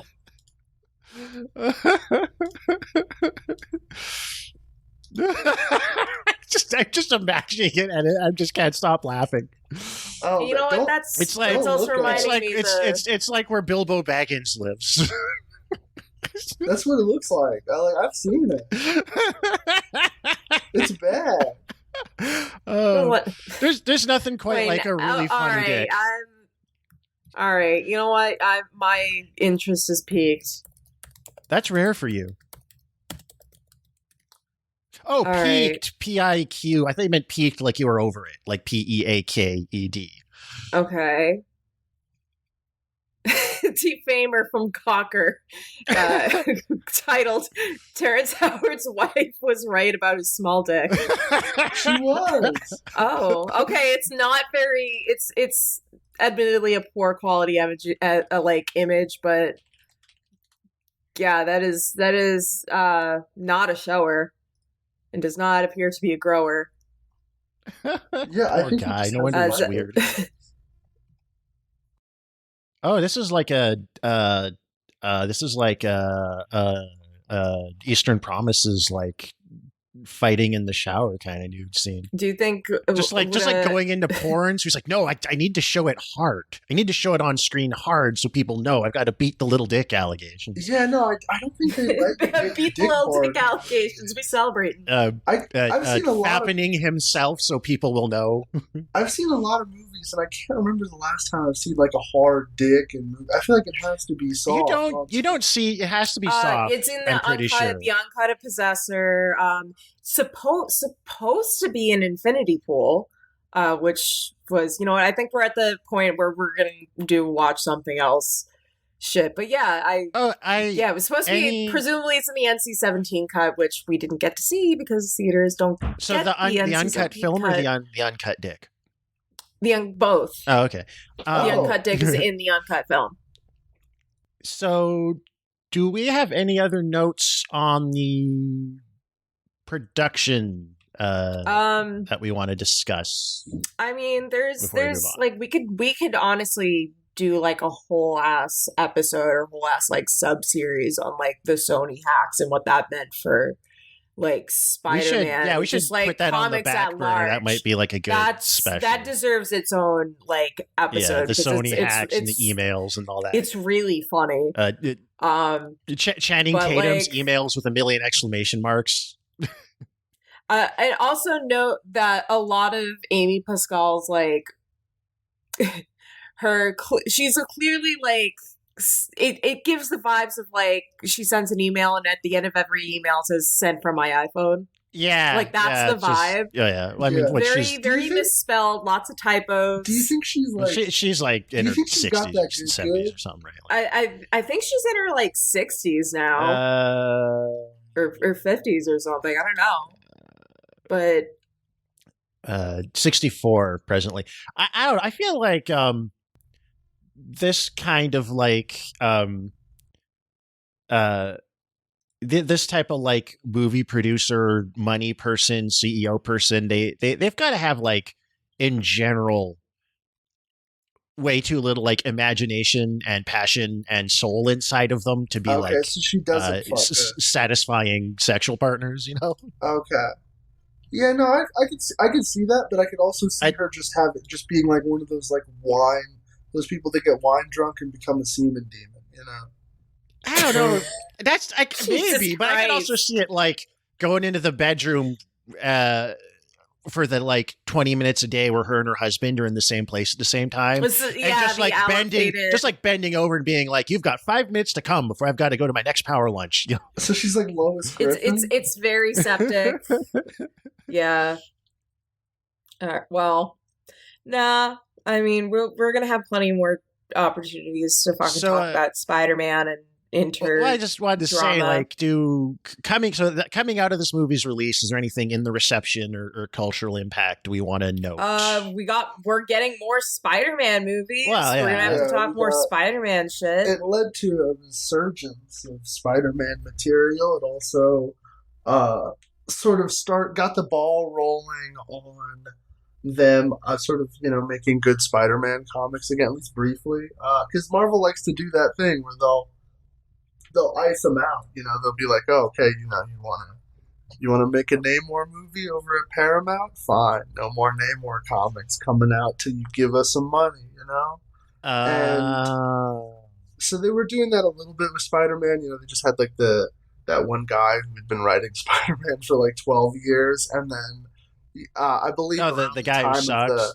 The guy who sucks. Around the time of the second movie coming out, they got a new writer in, this guy Nick Spencer, and he was actually not terrible. I don't hate his Spider-Man run, and then they followed that up with a couple other guys, and now it sucks again, from what I understand. But I'm not.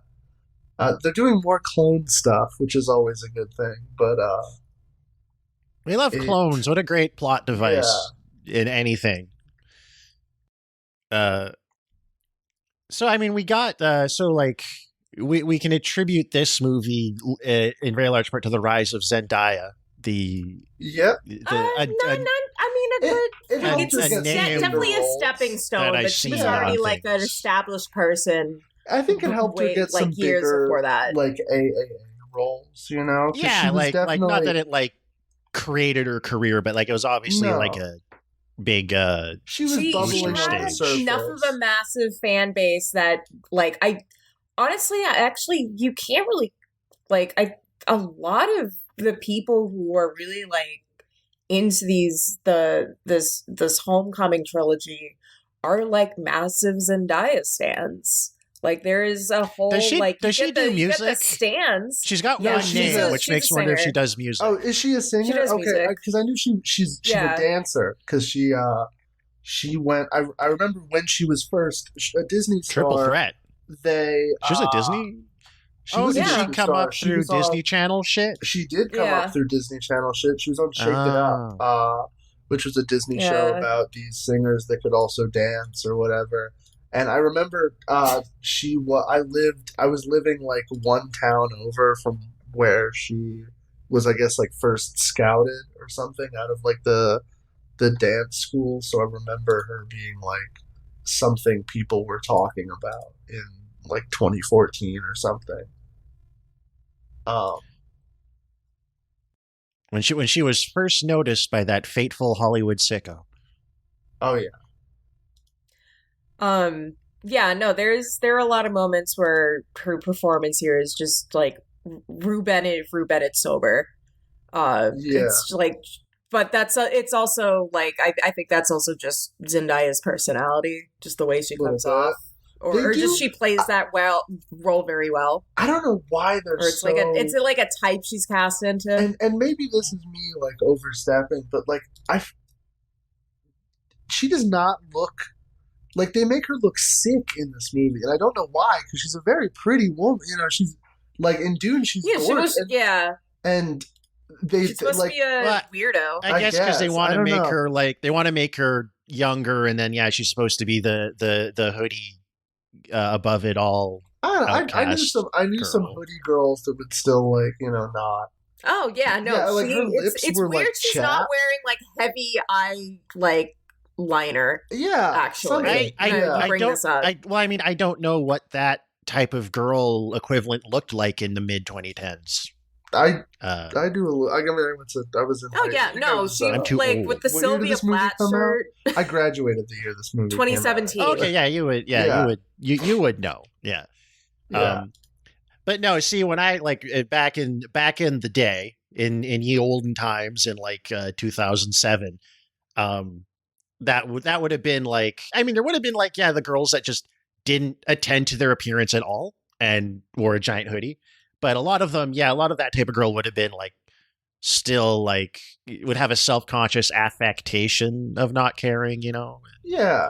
Probably I think that have I feel some like kind the of reason, thing going on. I don't know. the reason why is just like, oh well, the other Or they would have been MJs full are- on like scene or emo yeah, goth. the other girls. MJs, you know, dressed nice. We can't have our MJ dressed nice because people will think that we're copying or what. This movie feels almost entirely like, oh, we don't want to copy the other two trilogies that came Except before it. they do. They want to They want to do. copy them but look like they're not copying them. That's Yeah. the funny yeah, thing. it's like, okay, we're not gonna have Uncle Ben. We're not gonna have fucking. We're having a young, you know, slutty Aunt May or whatever. We're having a fucking. He has friends that are also superheroes. He's even like a little bit younger. But a lot of that stuff too is just He people doesn't notice have the to worry reference and about get money. hype, whether or not it pays off. That's true. Yeah, they're really inconsistent on the money thing. Yeah. Although I had this confused with Amazing Spider-Man for a second because I that was the one where they had like an unreasonably nice house. It seemed like, or which one was it? I think that was the. Yeah, that was amazing. That was- Everything I don't like about tellings or adaptation of Spider-Man is encapsulated by Amazing Spider-Man. Yeah. I can kind of buy the reason why they have a nice house and Amazing. Because I guess because isn't Uncle Ben supposed It was to be like a it was like a normal house when they bought it in 1963. Yeah. And he's supposed to be like a union, like fucking like lineman or some shit like that or whatever. Yeah. So I could see him having a nice house, and it does go to Yeah. shit after he dies. But yeah, it's just not something that you ever want to do in a Spider-Man movie. I don't know. It's like Yeah, no, I feel like worrying about paying the damn bills is such an important part of that. Like his real life Exactly. obligations other than YA novel fucking romance and bullshit. I mean, like all those YA novels are written by and for the middle class. Like you read John Green and all those kids are like going to private schools and shit. Oh, dude, this movie felt like so much like specifically the movie Me, Earl, and the Dying Girl, which I had to watch for another podcast. And Yeah, for like maybe it was just the needle drops and the quirky affectations, but like I was like, Jesus Christ, am I watching this again? no, they're cribbing so much like YA shit archetypes for this movie. Yeah. And I mean, they were kind of for Amazing too, but like really for this one.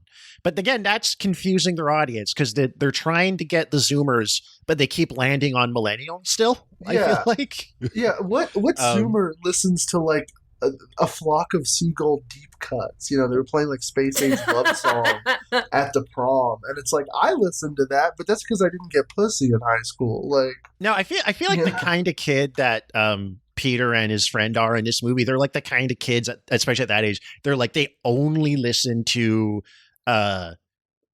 chip tunes from Homestuck or Yeah, music no, from they're- Sonic Adventure 2 or something. Yeah. Like only video game music. That's all they listen to. Very little gaming actually. For like, no one's playing Minecraft or anything. We No, need well, no, a 'cause- Peter Parker who because they plays don't know Roblox. what that is. They don't. The Yeah, writers exactly. don't know what that is. They're Gen Xers. Well, eventually they're gonna make a Fortnite reference in one of the events. Oh, they'll eventually. Well, that's the thing is the Fortnite. It's Thor that's playing. It's like that's the character who I would expect least to play Fortnite. You know? Well, And they're that's like, look, that's so subversive. Oh, Thor's gaming. That's so crazy. No, it should be like he's like baffled and confused by video games. That's yeah. the funner way to do it. Um, Why would you do battle in a video game when you could go out and do battle in real life? I'm a Viking. I don't know. Anyway, any other final thoughts with Spider-Man Homecoming? We've No.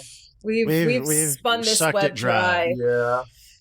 Let's move on to firmly to like watch something else recommendations. That's right. Yeah. Watch so any other Spider-Man movie. Yeah. I would Well, say okay. I would rather watch this than Amazing One. Amazing Two is like funny in how stupid it is. Amazing One is just tedious, even more than actually, this. yeah, I can agree. I can agree with that. No, like Amazing Spider-Man 1 is like just deeply unpleasant. It just, you said to it's quote draining to watch. A step above the Turner Diaries. Is that what I said? You said, yeah. You said that. Miguel, clip in that part where Stu said, I hate stupid liberals. They're so ignorant. They don't know anything. Why did I'm not gonna lie. I forget what I say on the show all the time. So it was bad. But in terms of like recent things I watched that I would recommend that I can only vaguely sort of associate with the tone or whatnot of this movie is I finally watched River's Edge. Which is it's like Heather's like dirtbag Midwestern cousin. Although I think Heather's also takes place in the Midwest, but it's it was awesome. Dennis Hopper plays another weird yelling pervert. Crispin Glover is great. I guess a lot of people don't like his very amphetamine-induced performance, but it's really one for the books. It's great. It's like really nicely nihilistic in that like Gen X like way is as far as like but before Kurt Cobain like killed himself and they gave up on art. Black comedy, Yeah, so actually, that era, it's like Gen X actors, but it's probably being made by boomers. Which, admittedly, as much as we all get frustrated with boomers, they have made the best. They made art. better movies. Yeah, they did make better movies. That's correct. They did make better movies. But I think that intimidation that we can't make pastiche that does suck, but is at least entertaining. You watch fucking Riverdale, you know. That's your favorite show. I got like 5 years ago. I got high and watched the first 2 seasons because it was like easy it's fast and amusingly stupid and out there. My mind and watch Riverdale. That sounds like a good idea. Maybe we should do a group watch thing with that. Oh god, that might be fun. So I feel like there's other people that would be fun because it's also diluted Twin Peaks. It is. Well, they are really like there's some moments in that where they are shot for shot doing like Bob coming over the couch. They have like 6 different Twin Peaks actors in that show. Twin Peaks and 902, like they know like I feel like with that show they know what they're doing and they're having fun with it. A couple John Hughes actors too, because don't they have Molly Ringwald? Oh, I think they do. I've only seen the first 2 seasons, but they got they got Molly Ringwald. They got Shelley from Twin Peaks. They got fucking Shelley. Yeah. That's right. I think she's part of like the main cast. She's Betty's mom. Yeah, she's Betty's mom. She's Betty's mom. She's also like an evil journalist. It's crazy. The show is crazy. It's wild. It is like it's like if you're gonna watch trash TV, that's like at least entertaining because you never know what insane thing they're gonna do next episode. Like Archie accidentally starts a fascist militia. Why not? I think they get superpowers from like angels in one of the seasons. Oh yeah, that's past what I've seen. Yeah, like Betty's dad turns out to be like a Zodiac killer type guy. And that's the same. Like it's just like it's so stupid. It rocks. But yeah, I don't have like salient. And it's harder to come up with salient recommendations because these are just kind of the same thing over and over again. So you just recommend the same movies. So I'll just recommend movies I like. Just read the 6 comics that the guys that made this movie also read, and you'll probably have more of an enjoyment. You know, it's literally like I'm pretty sure the Vulture stuff is mostly from like Amazing Spider-Man issue 2, and then the fucking like the like lifting scene that comes from fucking the Master Planner Doc Ock arc. So you can read that. Fucking, I don't even know what the Homecoming stuff is trying to be. I guess just watch Pretty in Pink, like fucking. Yeah, I mean, Ferris Bueller's Day Off is probably the the most Yeah. entertaining John Hughes movie. I haven't seen it in a long time. I'm not gonna say it like holds up, but like it's probably holds up better than most of the other ones. There's like there's no like amusing sexcapades that are in retrospect just rape. I think in Ferris Bueller's Yeah, Day Off. I will say I said this off mic before we started, but my controversial film opinion, John Hughes mid. Oh yeah, No, No, that's fine. I don't think anyone that's here totally fair. will fight you on Yeah. that one. I agree. Okay. No, like again, like those, again, like Ferris Bueller's Day Off, super fun when you're a little kid, and I understand why it was formative for people who are I would say adolescents or teenagers in the '80s, but it doesn't really hold up. It's like the older you are that you're like really into them, it like reflects on you more. Yeah, it's embarrassing to be like way too into John Hughes movies as like a 40-year-old. Like, yeah. Like you're supposed to, as an adult, be able to go back and revisit that stuff and then like have adult perspectives on it. Exactly. And not just be like, watch it the same way you watched it when you were 16. Yeah. So but here are a couple movies I watched or rewatched recently that I liked. I'll just throw out there. AI, Artificial Intelligence, Haley Joel Osment. That's sad. Actually, good. I saw that when I was a kid. I remember liking it then. There's some moments I always can't remember from. I hadn't thought about that much in 20 years. Pretty great science fiction movie. Does a really good job blending its computer effects and its practical stuff. Looks fantastic. Bowfinger, pretty funny movie. Still holds up okay. And fuck it. You know what? The 1978 Invasion of the Body Snatchers. I actually never saw that until a couple of weeks ago. Oh, really? Yeah, but a good movie. Very good movie. Yeah, what movies? That's definitely my favorite. Shinjuku Love Story, a film that we discussed on a podcast called Mutual Aberration Society, which you should go check out and support if you have the means. We were invited on there very graciously, and that was a little kind of 80s action romantic comedy movie. It was, a real hidden gem. From Japan. Real, just delightful kind of movie that you've probably never seen or heard of that you can go seek out if you know how. I watched a bunch of Godzilla movies recently. Hell yeah! Yeah, I watched Dogura, which is a kaiju film about like an alien jellyfish that steals diamonds. That one was pretty cool. I watched the Netflix Godzilla anime trilogy, which sucks, but if you get high enough, it's really good. If you know what, my dad loved that. It's my dad loved that, but he probably watched it really when he was really high. It's fascinating because it's like it's not really. It's like you know how Godzilla movies. Isn't he like as big as a planet now or something? Yeah, you have like 50% plot and then like 50% human plot, 50% like Godzilla doing shit. This is like 90% plot and then like 10% Godzilla doing shit. But they do some interesting like twists with the concept of like, what if Godzilla was like the dominant creature, was just like out and about for like 100 million years? Like, what would the world look like fucking thousands of years later? Yeah. I should watch, because I've seen the original. Yeah. Like the original Godzilla in both the like Americanized cut and the original cut. And then I've seen Shin Godzilla, and aside from like clips or catching like 20 minutes of one on TV as a kid once in a while, I actually haven't seen everything in between.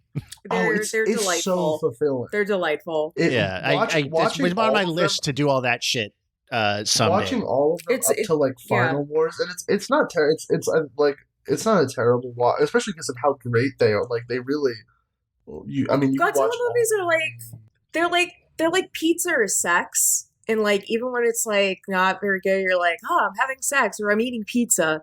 Yeah. You know? You're going to get Godzilla. It's Godzilla. He's guaranteed to show up. And they always deliver on that. Well, no matter what. Speaking of Japanese special effects movies, I did watch on New Year's Eve. I don't think I mentioned it on the podcast yet. Another, like, at least obscure in the West, Japanese film called Gunhead. Oh, that's great. You know what? I rewatched that. I got high and fell asleep, but I think it was the same night I was watching the anime. The plot is really hard to follow. It reminds me a lot of playing like not well translated Japanese games from the late 80s and like into the 90s, where you've got like a really convoluted plot full of like background and side details that don't really seem to matter. That like the main thrust is like very straightforward, but then there's all these like barely comprehensible embellishments. But man, I was there for the set, the aliens Terminator set and costume design, and the gunhead miniature that actually transforms, just keeps smashing through warehouse walls. It's I a love fun that shit. movie. I really liked it. I watched it on the found, dub, so I had trouble following it. It was like it's the subtitles don't because it's like an Italian movie. So I had a couple American actors in it, and it's like they're talking in English, even if you watch the Japanese with subtitles. Yeah, that's just how it's. But the subtitles were kind of hard to follow. But it's it's a treat if you like that sort of thing. And that I found a tiny bit of because it's a hard movie to find info on. I found a tiny bit of background production photography, and the gunhead model was still like 14 feet tall. It looks like. Hell yeah. I think, or something like that. I mean, it was a production still with the cast in the front, so I couldn't perfectly gauge the scale, but it was pretty big. I think like Queen Alien big or something, or close to it. Like, I don't know. I love that shit. Build real shit. Build sets and models and props. For the love of God, Build please. Real shit again. I know we say that every episode. you if you're a practical effects head, watching all of the and you could probably find the list on like Letterboxd or something, or I can try and source it for you. But if you watch them up to Final Wars, because Final Wars was like the send off before Godzilla Shin movies. Godzilla, Just period. It's such a treat because Final Wars is amazing, and then you get like 30 hours of amazing content before that. Especially if you watch all of the weird like one-off movies that loosely tie in, like fucking like there's one about like a submarine that fights like the people that live underneath the earth and just crazy. Oh shit. yeah. No, Ishiro Honda's other that has been on my list of like things to do for a really long time. Also, like maybe like less a priority than that is like someday like watch all the James Bond movies between From Russia with Love and Goldeneye, which I've never seen. You're not missing too much. I mean, have you seen? I don't know. Live and Let Die? No, that's like I've seen From Russia with Love, and I've seen Goldeneye and up through Quantum of Solace, or no? Yeah, you gotta watch. And everything in between, I've never seen. You gotta watch fucking Live and Let Die. It's so cool. It's just like a blaxploitation movie with James Bond in it. Oh, that's okay. That sounds like a hoot then. But yeah. So unless anyone has any other. Oh, you know what? Cole. Shill. Time to shill. Time to promo. Okay. Yeah. Chill. Yeah. No, I stream on Twitch. Usually on Mondays and Wednesdays. They're chill little hangout streams. We'll play some random game on Mondays, and then we'll play Fortnite with the audience on Wednesdays. I watched you stream that terrible Avengers game. I streamed the Avengers game. We'll be playing it again. Maybe this Monday. It's like the way the MCU is kind of like that new one with the Kamala Khan girl in it? Yes. Okay. Yeah, Captain America looks fucking weird. I'm like, that's not good. It's bad. It does not look handsome. It just looks like a guy. It looks like a libertarian. Yeah, it's like it feels somehow even less soulless or even more soulless than the MCU. Like there's nothing going for it. It's a distillation of every terrible trend in big budget game design. In that it's like not really a game. It's just a collection of scenes that play out as like mini games, like fake gameplay, where you can't really go wrong and there's no real mechanics. It's all just scripted, follow your steps. Like you're doing that like stealth sequence and just like running right into guys and running right past them. They had like no real AI or anything. So I just got to where you needed to go. Difficulty. Yeah. We had to turn it down because the combat sucks so bad that enemies can just like 3-hit combo you before you actually like learn the game. Fuck. Okay. Yeah. Actually, no. I'm promising myself we'll play more Avengers this Monday, and both of you are invited if you would like. Okay. Oh hell yeah! No, I'm very down for that. That would be good. Yes, I would like to see it, please. Man. Yeah. So speaking of shilling, Yeah, and I've got For at links least in the for me, episode I mean. description for that too. And for us, Marvelous Death on Twitter, patreon.com/Marvelous Death. Thank you to our new $3 tier subscribers and everybody who's been supporting us so far. I don't make a ton of money right now, so even that little bit actually like makes a big difference. That was Christmas gifts for my nephews. That was groceries. Your American dollars go a long way. They go further, and especially the exchange rate really sucks right now, which is actually because Podbean's an American company has made the cost of hosting the show go up. So it is extraordinarily greatly appreciated, and anyone who's listened, shout us out, so on. We are very grateful, and hope that you are having a really good 2023. Yeah. Good night, everybody. Good night, everybody. Good Thank you for night. listening. Women, including former head of Sony Studios, Amy Pascal. I don't know. Pascal. Yeah, Let's say Pascal, Amy yeah. Pascal. Who, in order to understand, which I think is a lot more interesting than the movie itself, is the story of how Sony came to bend the knee to Disney and Marvel Studios. To bend both knees. To bend That's true, as they Walt do that. Disney unzipped his on a pair of so Do they have at Kingdom this Hearts point, cargo pants? oh, they're definitely like cargo pants, zipper cargo pants in Kingdom Hearts. Pascal was so offended, she threw her sandwich at Feige and told him, playfully but truthfully, Hershey,